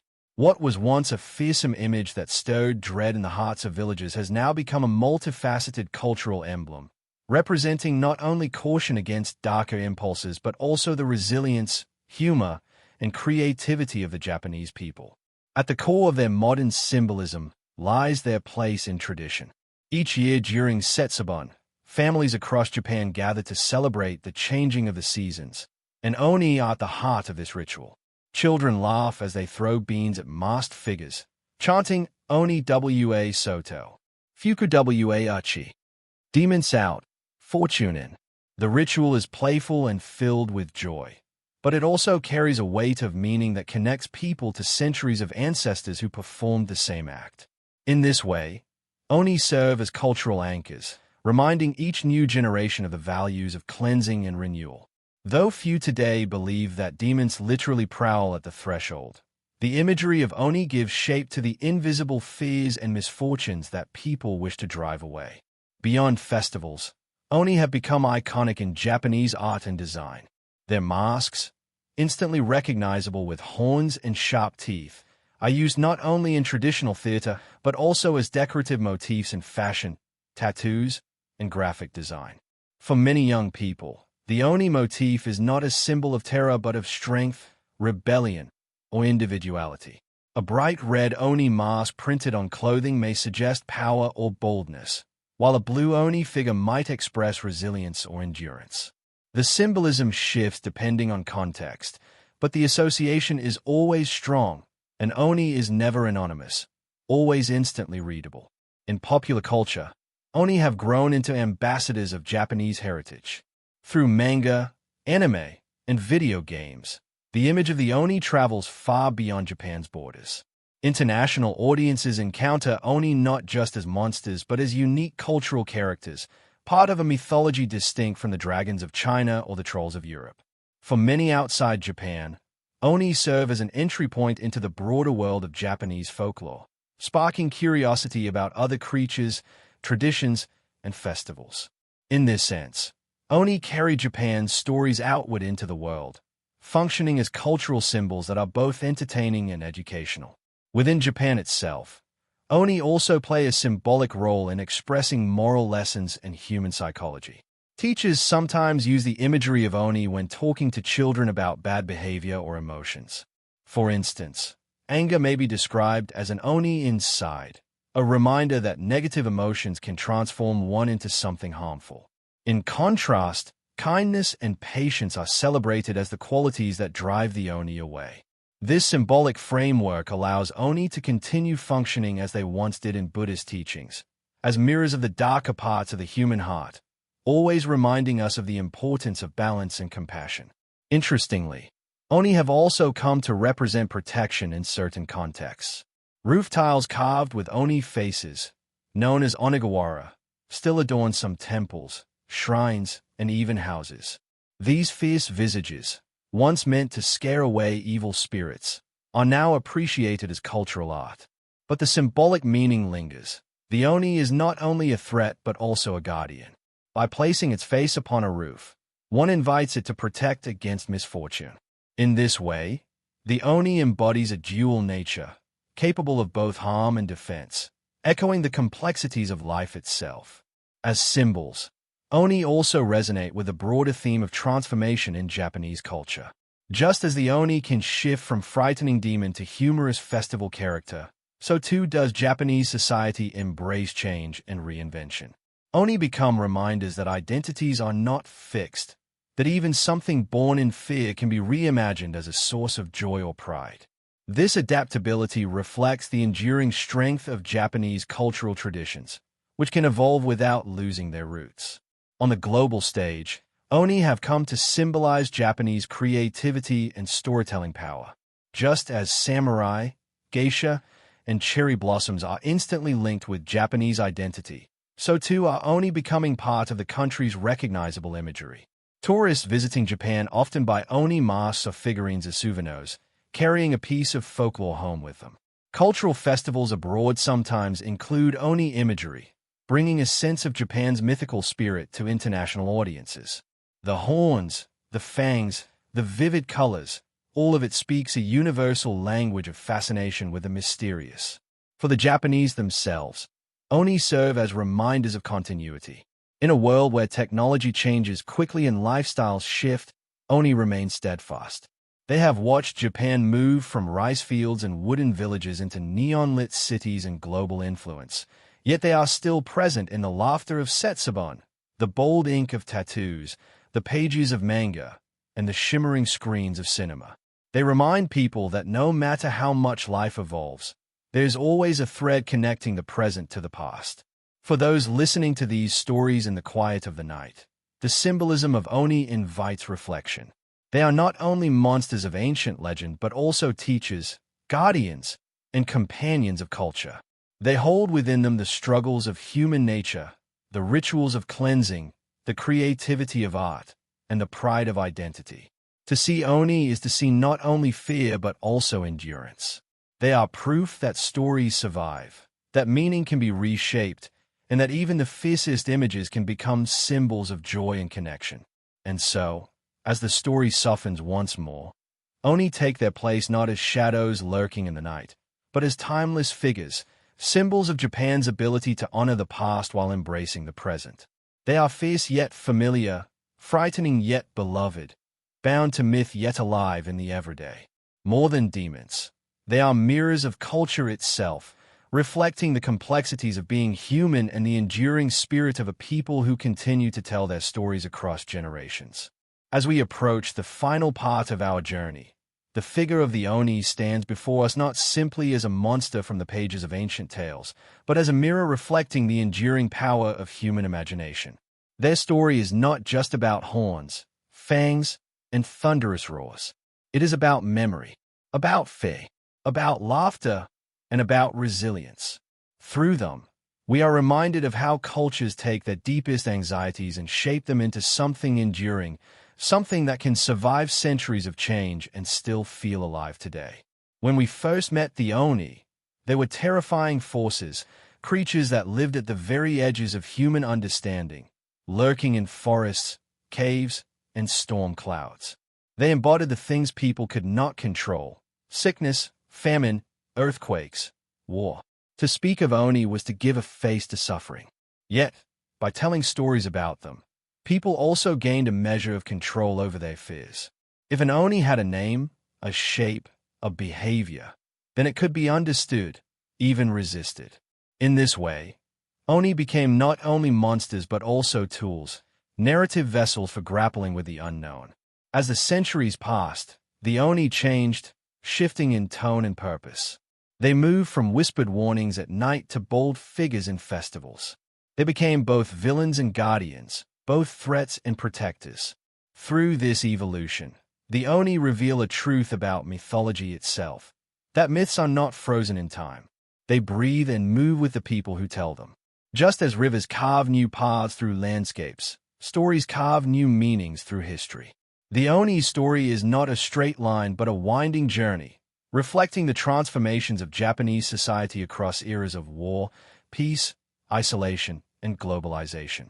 And yet, despite these shifts, the Oni have always remained relevant. Their horns may curve differently from mask to mask. Their colors may change from red to blue, but the essence is constant. They remind us that human nature has not changed as much as we sometimes think. We still struggle with anger, greed, jealousy, and pride. We still wrestle with forces that feel beyond our control. And we still find comfort in embodying these forces as characters in stories. The Oni, then, endure because they are not only about Japan's history, but also about the timeless struggles of being human. There is also something comforting about their persistence. To know that children today still laugh as they throw beans to banish Oni during Setsubon, just as children did hundreds of years ago, is to feel the continuity of life. Festivals are not only about entertainment. They are living threads connecting us to those who came before. The Oni stand at this crossroad of time, uniting ancestors and descendants through a shared ritual, a shared image, and a shared story. In this sense, the Oni are not only legends but bridges, linking the past with the present and ensuring that the voices of tradition are not lost in the noise of modernity. The enduring presence of Oni also speaks to the universality of myth. Every culture has its monsters, figures that embody danger, temptation, or chaos.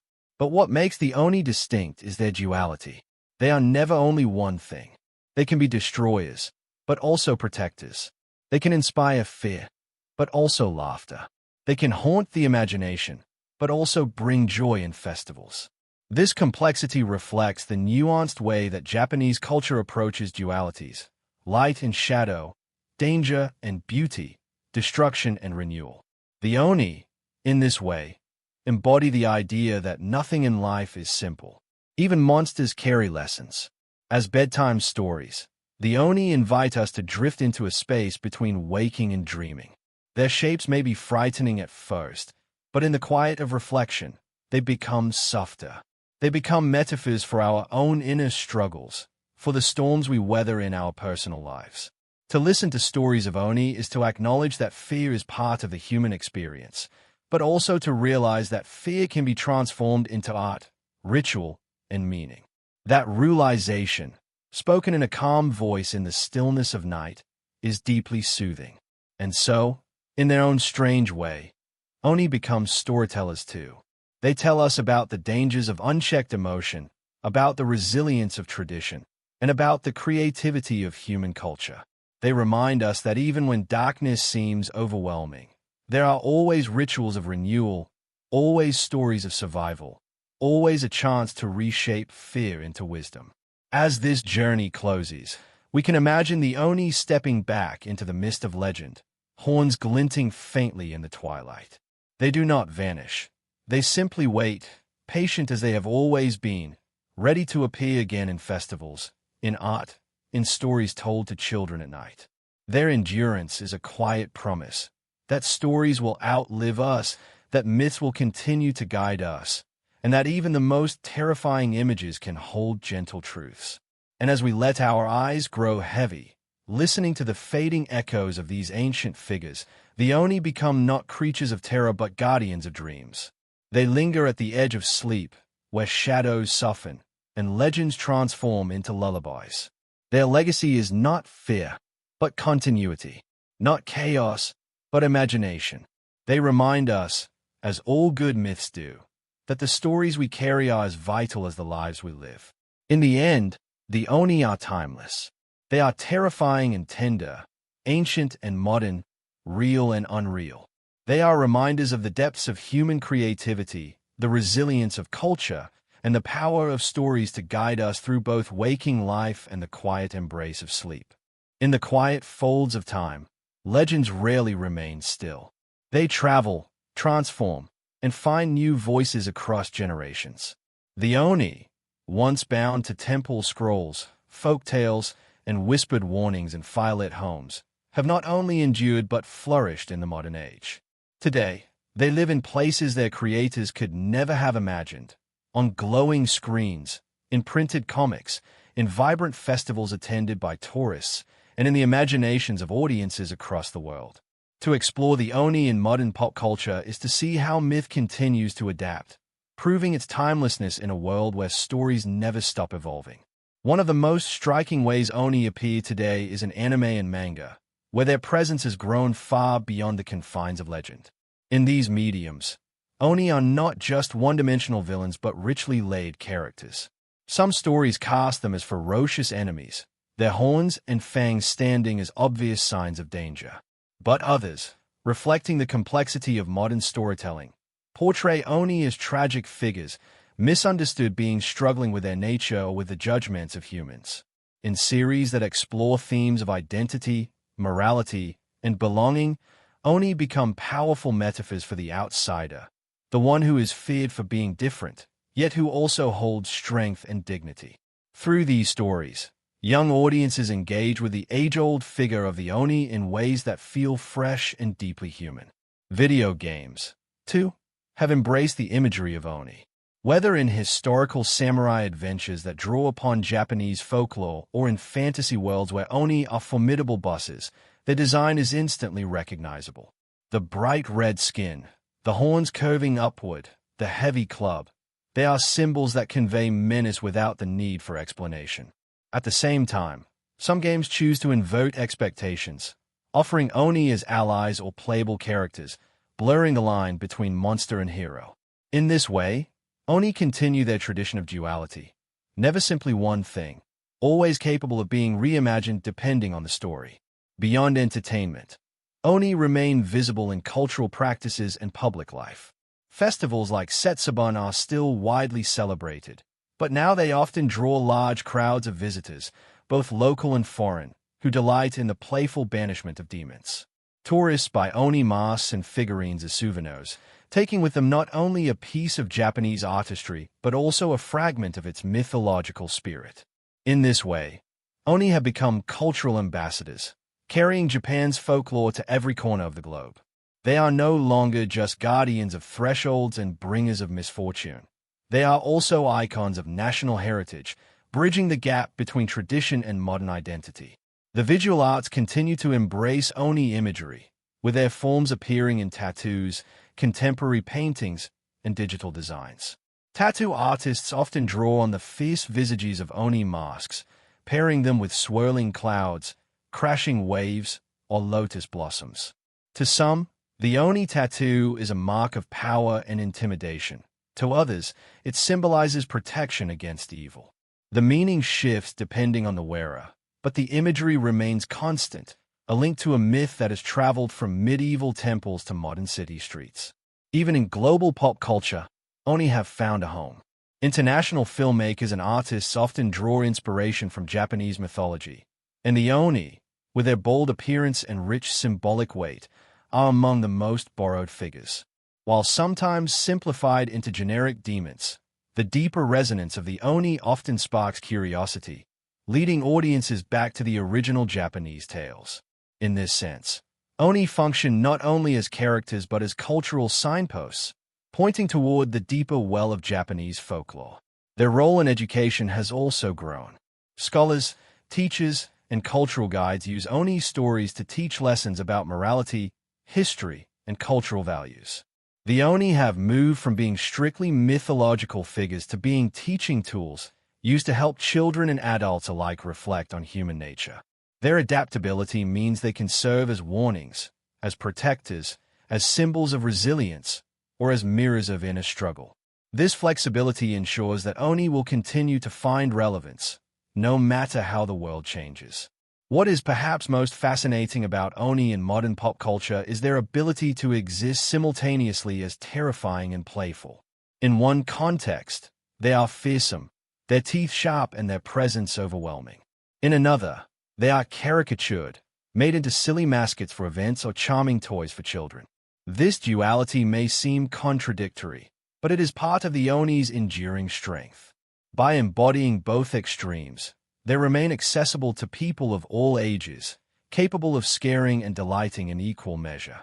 They remind us that stories need not be confined to one role. They can shift to meet the needs of their audience. For those listening in the quiet of night, it is worth pausing to reflect on what this modern presence means. The Oni are no longer confined to shadows or dusty scrolls. They live in the digital glow of anime, in the ink of tattoos, in the chants of children, and in the imaginations of millions around the world. They are proof that myths are never truly old. They are simply reborn in new forms, carrying with them the echoes of the past. And so, as we look at Oni in the context of today's world, we see not only monsters but symbols of creativity. They remind us that cultures thrive when they adapt, that stories grow stronger when they are retold in new ways, and that even beings once feared can become beloved figures of art and entertainment. The Oni's journey into modernity is not the end of their story, but simply another chapter in their long, enduring life. When we step back from the horns and the fangs, from the red and blue skin, and from the dramatic battles of myth, the Oni take on a deeper role, one that touches on psychology and philosophy. Beyond their place in folklore or festivals, Oni also serve as symbolic figures, mirrors of the human condition. They represent the darker corners of the mind, the emotional storms we struggle with, and the fragile balance between destructive impulses and the pursuit of peace. To reflect on the Oni in this light is to see them not as creatures of the outside world, but as forces that live within us all. In Buddhist thought, the Oni were often tied to the realm of hell, where they acted as tormentors of the wicked. They punished greed, cruelty, and deceit. But their role was not simply to harm, it was also to warn. By imagining such tormentors, people were reminded of the weight of their actions, and of the suffering that could follow a life of vice. In this sense, Oni served as psychological deterrents. They gave form to guilt, fear, and conscience, showing that destructive behavior does not pass without consequence. This framing aligns with a universal truth. We often externalize our inner battles, projecting them into stories so they can be seen and understood. On another level, Oni embody emotions themselves. Anger, jealousy, hatred. These are states of being that can consume a person, transforming them into something unrecognizable. The image of the Oni, with its twisted face and burning eyes, captures what it feels like when negative emotions take hold. It is not difficult to imagine that in some of the earliest Oni stories, the demon was simply an exaggeration of human rage. In this way, Oni remind us of the danger of letting our emotions rule us. They whisper, in their fierce growls, that what lives within can be far more frightening than anything outside. Yet, just as the Oni can symbolize destruction, they can also symbolize strength. There is a raw vitality in their image, a reminder of the energy that comes with passion and intensity.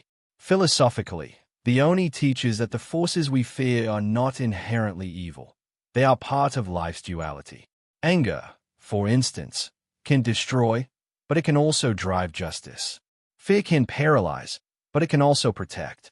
In this way, the Oni embody the paradox of human nature, that the very emotions we fear may also hold the seeds of resilience, creativity, and survival. Modern psychology sometimes frames this as the shadow self, a term for the hidden aspects of personality that we often repress or deny. The Oni, then, become a cultural symbol of the shadow. They are the things we do not want to admit: the envy, the pride, the selfishness. To confront the Oni is to confront oneself. To cast them out, as during the Setsuban festival, is not only to drive away bad luck, but also to symbolically release negativity from within. The ritual is both outer and inner, a reminder that the battles against darkness are as much about the heart as they are about the world. This symbolic role also explains why Oni have endured for so long. Fear alone cannot sustain a legend. What keeps stories alive is their ability to speak to the human experience. The Oni do not only frighten, they explain. They tell us that life contains both order and chaos, both light and shadow. They remind us that even the fiercest monsters can be understood, and that understanding is often the first step toward peace. For philosophers and storytellers, Oni also raise questions about morality. If a person becomes an Oni after death as punishment, does this mean that cruelty and violence dehumanize us even while we live? Are the horns and claws not only the marks of demons but also the scars of unchecked choices? In this reading, Oni are not separate beings at all. They are people who have surrendered to their worst impulses. This interpretation transforms the legend into a moral guide, urging each of us to remain vigilant against the dangers of pride, anger, and greed. In quieter ways, Oni also serve as symbols of transformation. They embody the possibility that even the gentlest soul can become monstrous when consumed by pain or resentment. At the same time, they remind us that monsters can be softened through rituals, through compassion, through laughter.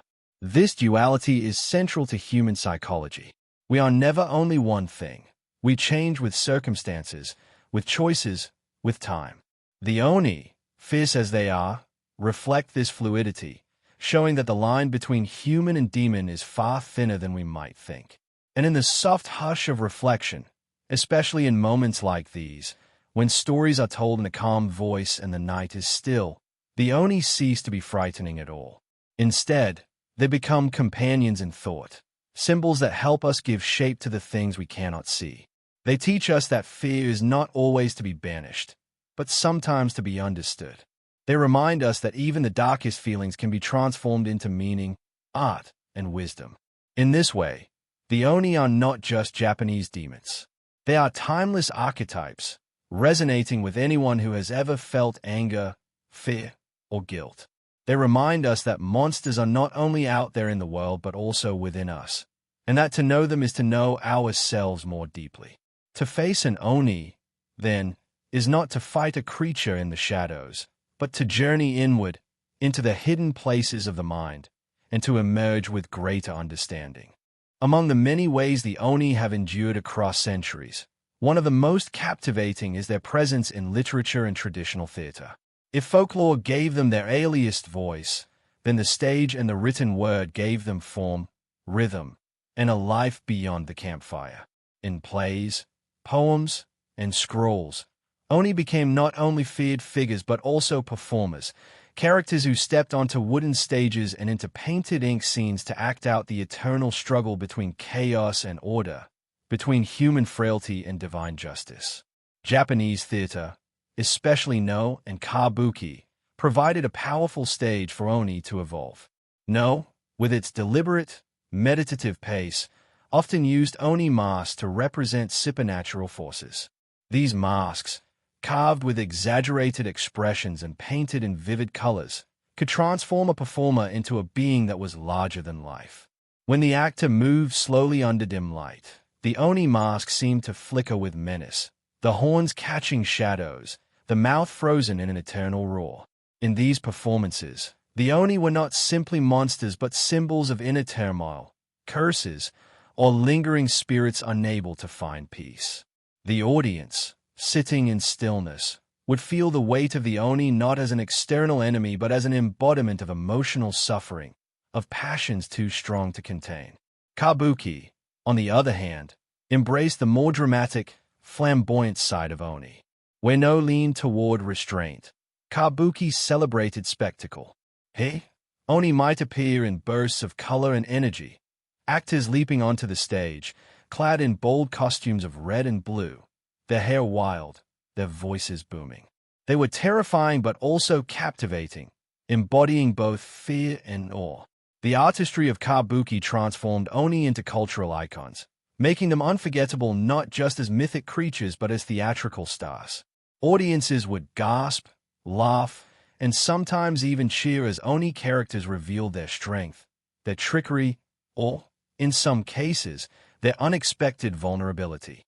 In both forms of theater, masks played a central role. Oni masks, with their wide eyes, bulging veins, and snarling mouths, were not only props but powerful vessels of storytelling. A mask could convey emotions too overwhelming for words, capturing the rawness of rage, sorrow, or vengeance. Even in silence, an Oni mask could communicate what a human face could not. To see one on stage was to feel a chill ripple through the imagination, a reminder that demons could be terrifying but also strangely human, with expressions that hinted at suffering beneath the anger. Beyond the theater, Oni also left deep imprints on Japanese literature. Classic works such as The Tale of the Hiker and other medieval war epics sometimes describe warriors facing Oni-like foes, blending history with myth to heighten drama. In these stories, the Oni symbolize the chaos of battle, the brutality of war, or the weight of human sins. Poets, too, occasionally invoked Oni imagery, using them as metaphors for overpowering emotions, for grief, or for the unseen forces that shape life. In the quiet lines of poetry, the Oni were no less fierce. They simply became subtler, dissolving into metaphors that stirred the mind rather than frightening the senses. Illustrated scrolls also carried the Oni into the visual imagination. These emakemono, or picture scrolls, depicted colorful scenes of demons storming through villages, being defeated by heroes, or punished in Buddhist hells. The art captured not only their grotesque forms but also the moral lessons behind them. Audiences who unrolled these scrolls would see not only stories but also reminders that greed leads to downfall, that arrogance brings ruin, that demons are never far from the human heart. In this way, Oni in literature and art were as much about teaching as they were about entertaining. As the centuries moved forward, Oni in theater and literature continued to adapt. Some plays began to soften their roles, showing them not as irredeemable monsters but as tragic figures caught between worlds. An Oni might be portrayed as a once human spirit, consumed by jealousy or rage, transformed into a demon against its will. Such portrayals invited sympathy from audiences, who saw in the Oni the reflection of human suffering. Instead of simply fearing them, people could also pity them, recognizing in their monstrous shapes the pain of emotions too great to bear. This dual portrayal, sometimes terrifying, sometimes tragic, gave Oni remarkable staying power in Japanese storytelling. Audiences returned again and again to see them, not just for the thrill of fear but for the richness of meaning. Oni became vessels for exploring human psychology, for grappling with questions of morality, and for bringing spectacle to life on stage. They entertained, but they also instructed, weaving themselves into the fabric of Japanese cultural identity. Even today, echoes of these traditions remain. No and kabuki performances continue to be staged, often with Oni characters that hold the same magnetic presence they did centuries ago. Scholars study the masks, actors refine the art of embodying demons, and audiences sit in silence as the timeless figures stride once more across the stage. Modern writers and playwrights also borrow from these traditions, blending the old with the new, ensuring that Oni continue to speak through words and performance alike. And for those listening now, in the quiet rhythm of narration, the image of the Oni mask may linger. The carved horns, the fixed stare, the expression that is both anger and anguish. It is not simply a mask, but a story in itself. A story of how human beings give shape to emotions, how they turn fear into art, and how theater and literature become bridges between the world of myth and the world of daily life. The Oni in theater and literature remind us that stories are not only to be told but to be seen, felt, and shared. They invite us to step into a space where imagination meets ritual, where masks carry truths, and where demons become timeless performers on the grand stage of culture. As we move closer to the present day, it becomes clear that Oni are not simply relics of the past, tucked away in forgotten scrolls or fading stage performances. Instead, they have adapted, transformed, and continued to breathe within the living culture of Japan. Their role in modern spirituality and folklore preservation is a testament to how stories endure, not by remaining unchanged, but by shifting to meet the needs of each generation. The Oni of today may not appear in the same way as they did in medieval theater or temple parables, but they remain familiar companions, figures who remind us of tradition, morality, and the power of collective imagination. One of the clearest examples of this continuity is found in the Festival of Setsubun, celebrated in early February. In this lively event, people across Japan throw roasted soybeans, shouting the phrase, Oni wa Soto, Fuku wa Uchi, demons out, good fortune in. The ritual is simple, almost playful, but it carries the weight of centuries of belief. Families and communities come together, casting away the lingering misfortunes of winter and inviting blessings for the year ahead. The Oni here are not always terrifying monsters. Sometimes they are parents dressed in bright masks, playfully chased by children. Yet beneath the laughter lies a ritual of spiritual cleansing, a recognition of the need to symbolically cast away negativity and make room for renewal. This blending of lightheartedness and tradition shows how Oni have softened in some contexts. They are not always the relentless figures of fear. They have become symbols of balance, tools for teaching children about resilience, and reminders that even ancient myths can find gentle expression in the rhythms of modern life.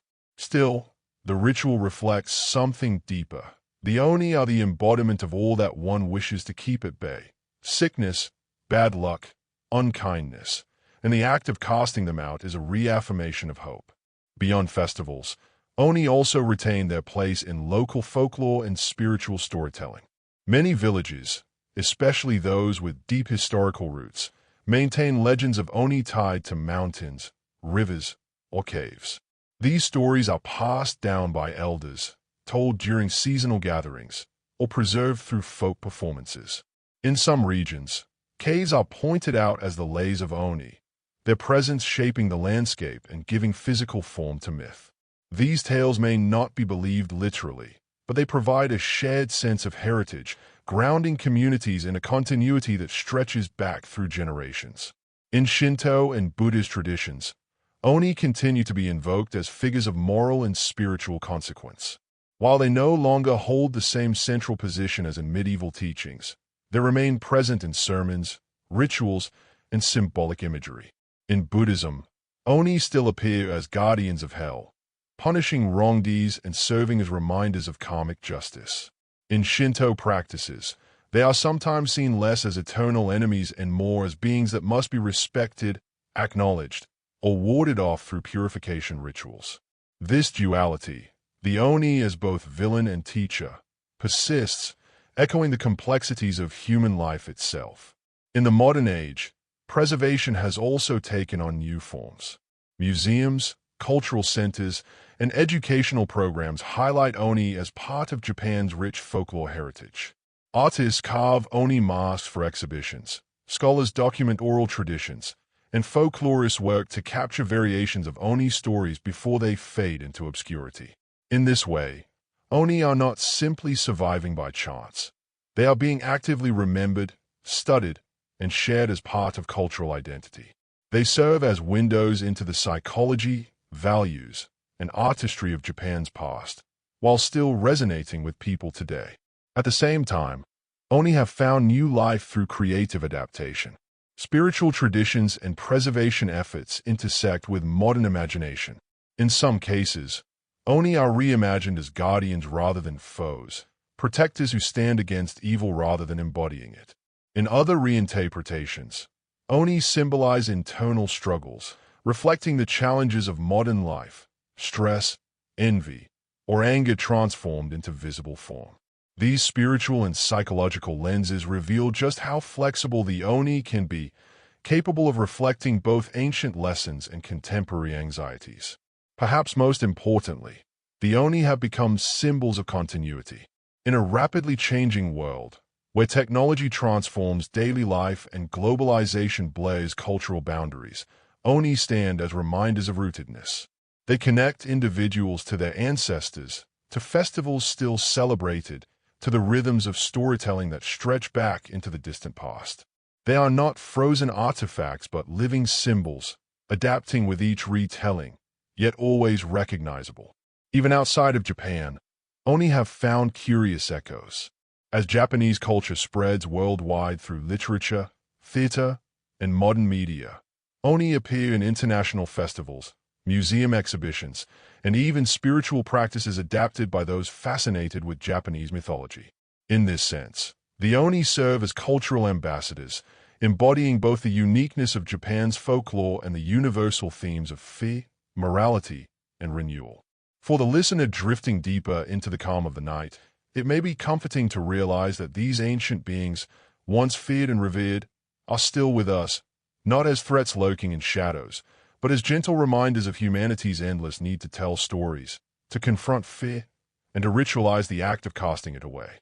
Whether in the joyous cries of children at Setsubun, the solemn chants of a temple ceremony, or the quiet retelling of a village legend, Oni continue to live.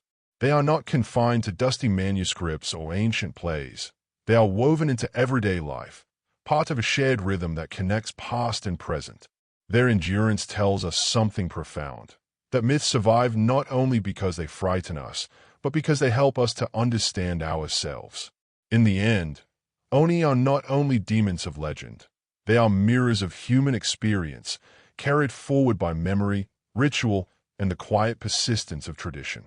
As we come to the close of this journey through the world of Oni, it is worth pausing to reflect on what these creatures truly represent.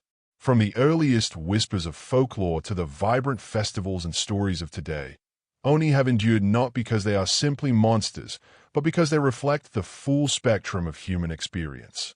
They embody fear, anger, and chaos, but also resilience, humor, and wisdom. They remind us that stories are never just about entertainment. They are mirrors, guides, and companions, capable of carrying meaning across centuries and continents. In the quiet spaces of our imagination, the Oni take on a softer presence. They are no longer only terrifying figures lurking in dark forests or the shadows of temples. Instead, they become teachers, guiding us gently to reflect on our emotions, our actions, and the ways we interact with the world around us. Their horns, claws, and fiery eyes may initially strike fear, but in contemplation, they invite understanding. They remind us that anger and greed are natural parts of life, yet must be recognized, acknowledged, and transformed. Through these stories, we see that even the most fearsome forms can carry valuable lessons. The festivals and rituals surrounding Oni, such as Setsubon, bring this teaching into daily life. Children laughing as they chase away masked figures are not merely playing. They are participating in a centuries-old tradition of cleansing and renewal. Adults, too, find in these moments a subtle reminder of balance, that life includes challenges, negativity, and misfortune, but that there are always ways to confront and release these forces. The Oni, in this sense, are not external threats. They are symbols of our internal journeys, gently prompting reflection, mindfulness, and resilience. In literature, theater, and art, Oni continue to captivate because they blend the familiar and the unknown. No masks, kabuki performances, scroll illustrations, and modern manga all offer different ways of seeing the same figures. Sometimes fearsome, sometimes tragic, sometimes humorous. Oni invite audiences to explore the complexity of human nature. They teach that stories are alive, capable of shifting and evolving to meet the needs of each generation. In every context, they remain instantly recognizable, yet endlessly adaptable, a perfect example of how myth bridges the past with the present. Modern media have expanded the reach of Oni, carrying them far beyond Japan's borders. Anime, films, video games, and literature introduce these legendary creatures to audiences around the world. Though interpretations vary, the essence of the Oni persists. They are figures of duality, embodying both darkness and strength, challenge and wisdom. For international viewers and readers, Oni offer a window into Japanese culture, spirituality, and imagination.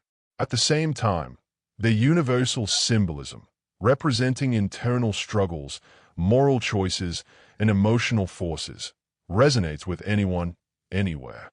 The enduring power of Oni lies in their flexibility. They are monsters and teachers, protectors and tricksters, feared and beloved.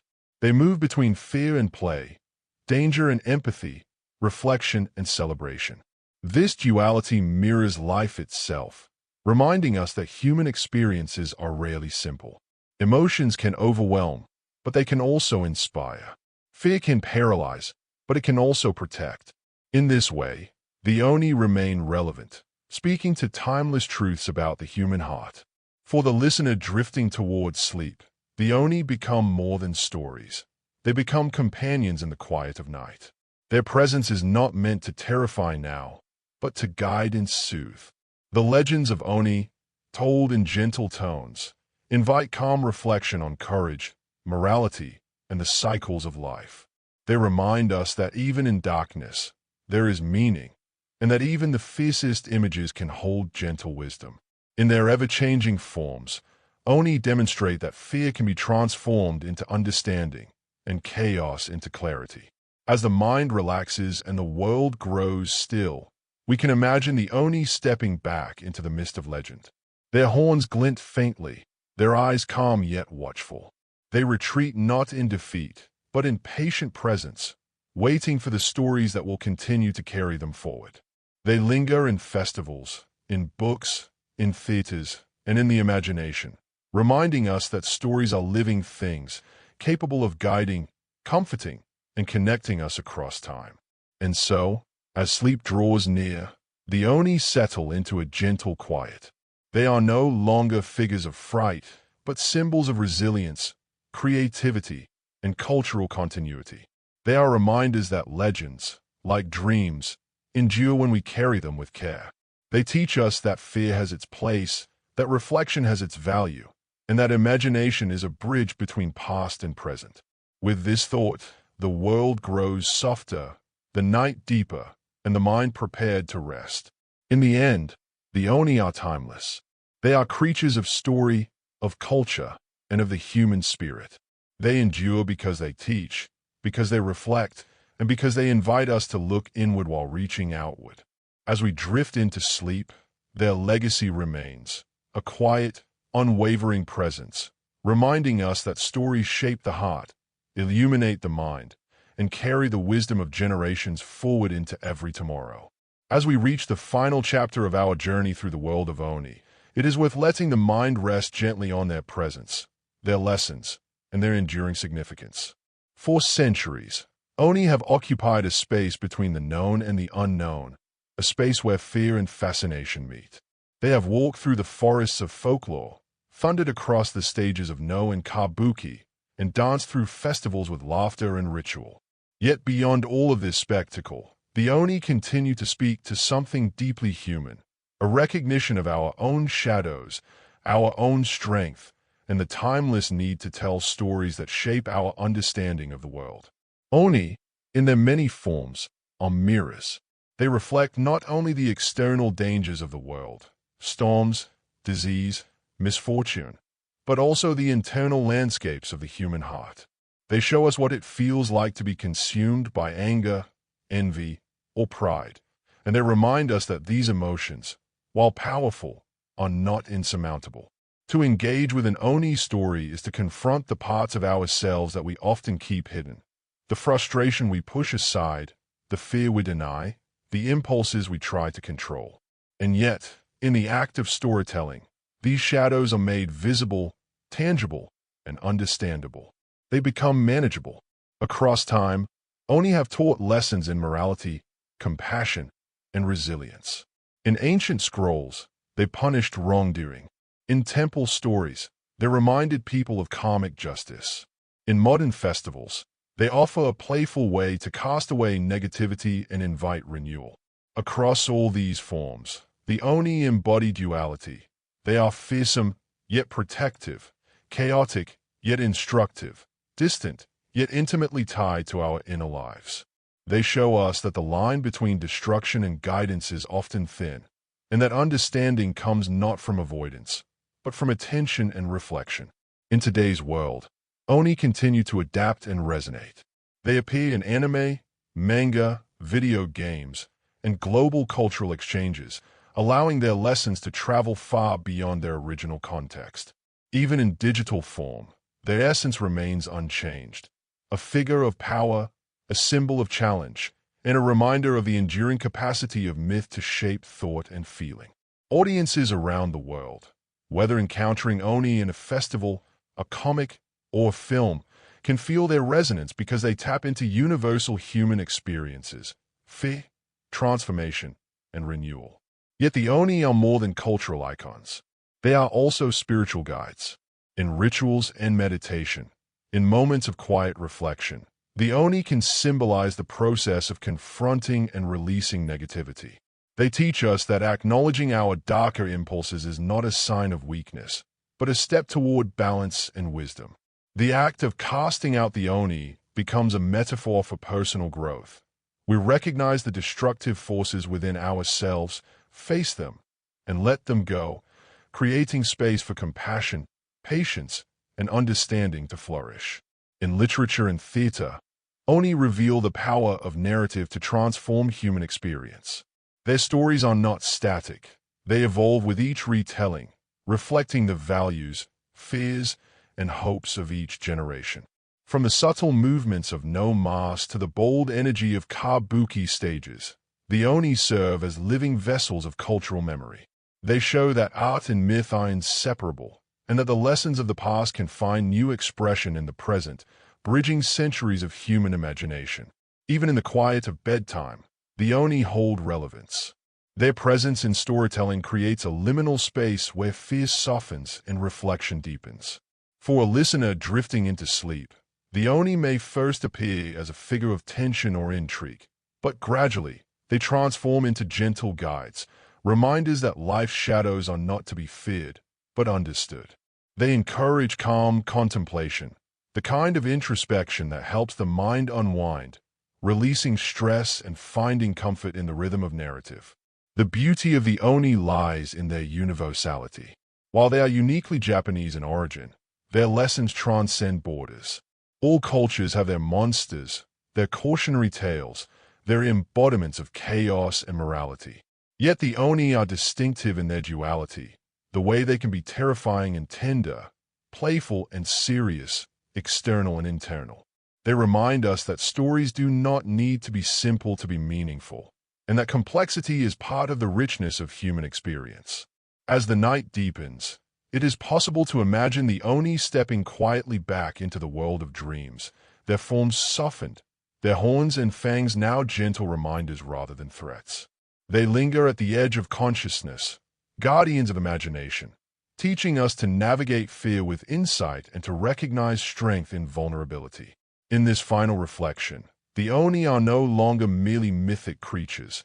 They are companions on a journey of understanding, helping us to explore the boundaries between reality and story, between shadow and light. And so, as sleep draws near and the mind begins to settle, the Oni leave us with a final lesson, that stories, like dreams, endure when they are remembered, shared, and reflected upon. They remind us that fear can become wisdom, that chaos can become clarity, and that imagination is a bridge between the past, the present, and the self. The Oni have traveled through centuries, through ink, wood, theater, and digital screens, always guiding, always teaching, always inviting reflection. In the end, they are timeless. They are terrifying and tender, ancient and modern, feared and beloved. They are more than monsters. They are mirrors of humanity, guardians of culture, and symbols of the enduring power of storytelling. And as we drift into sleep, we carry their lessons with us, that even in the darkest night, there is meaning, that every shadow contains insight, and that the stories we cherish have the power to illuminate the heart, calm the mind, and guide us gently into tomorrow.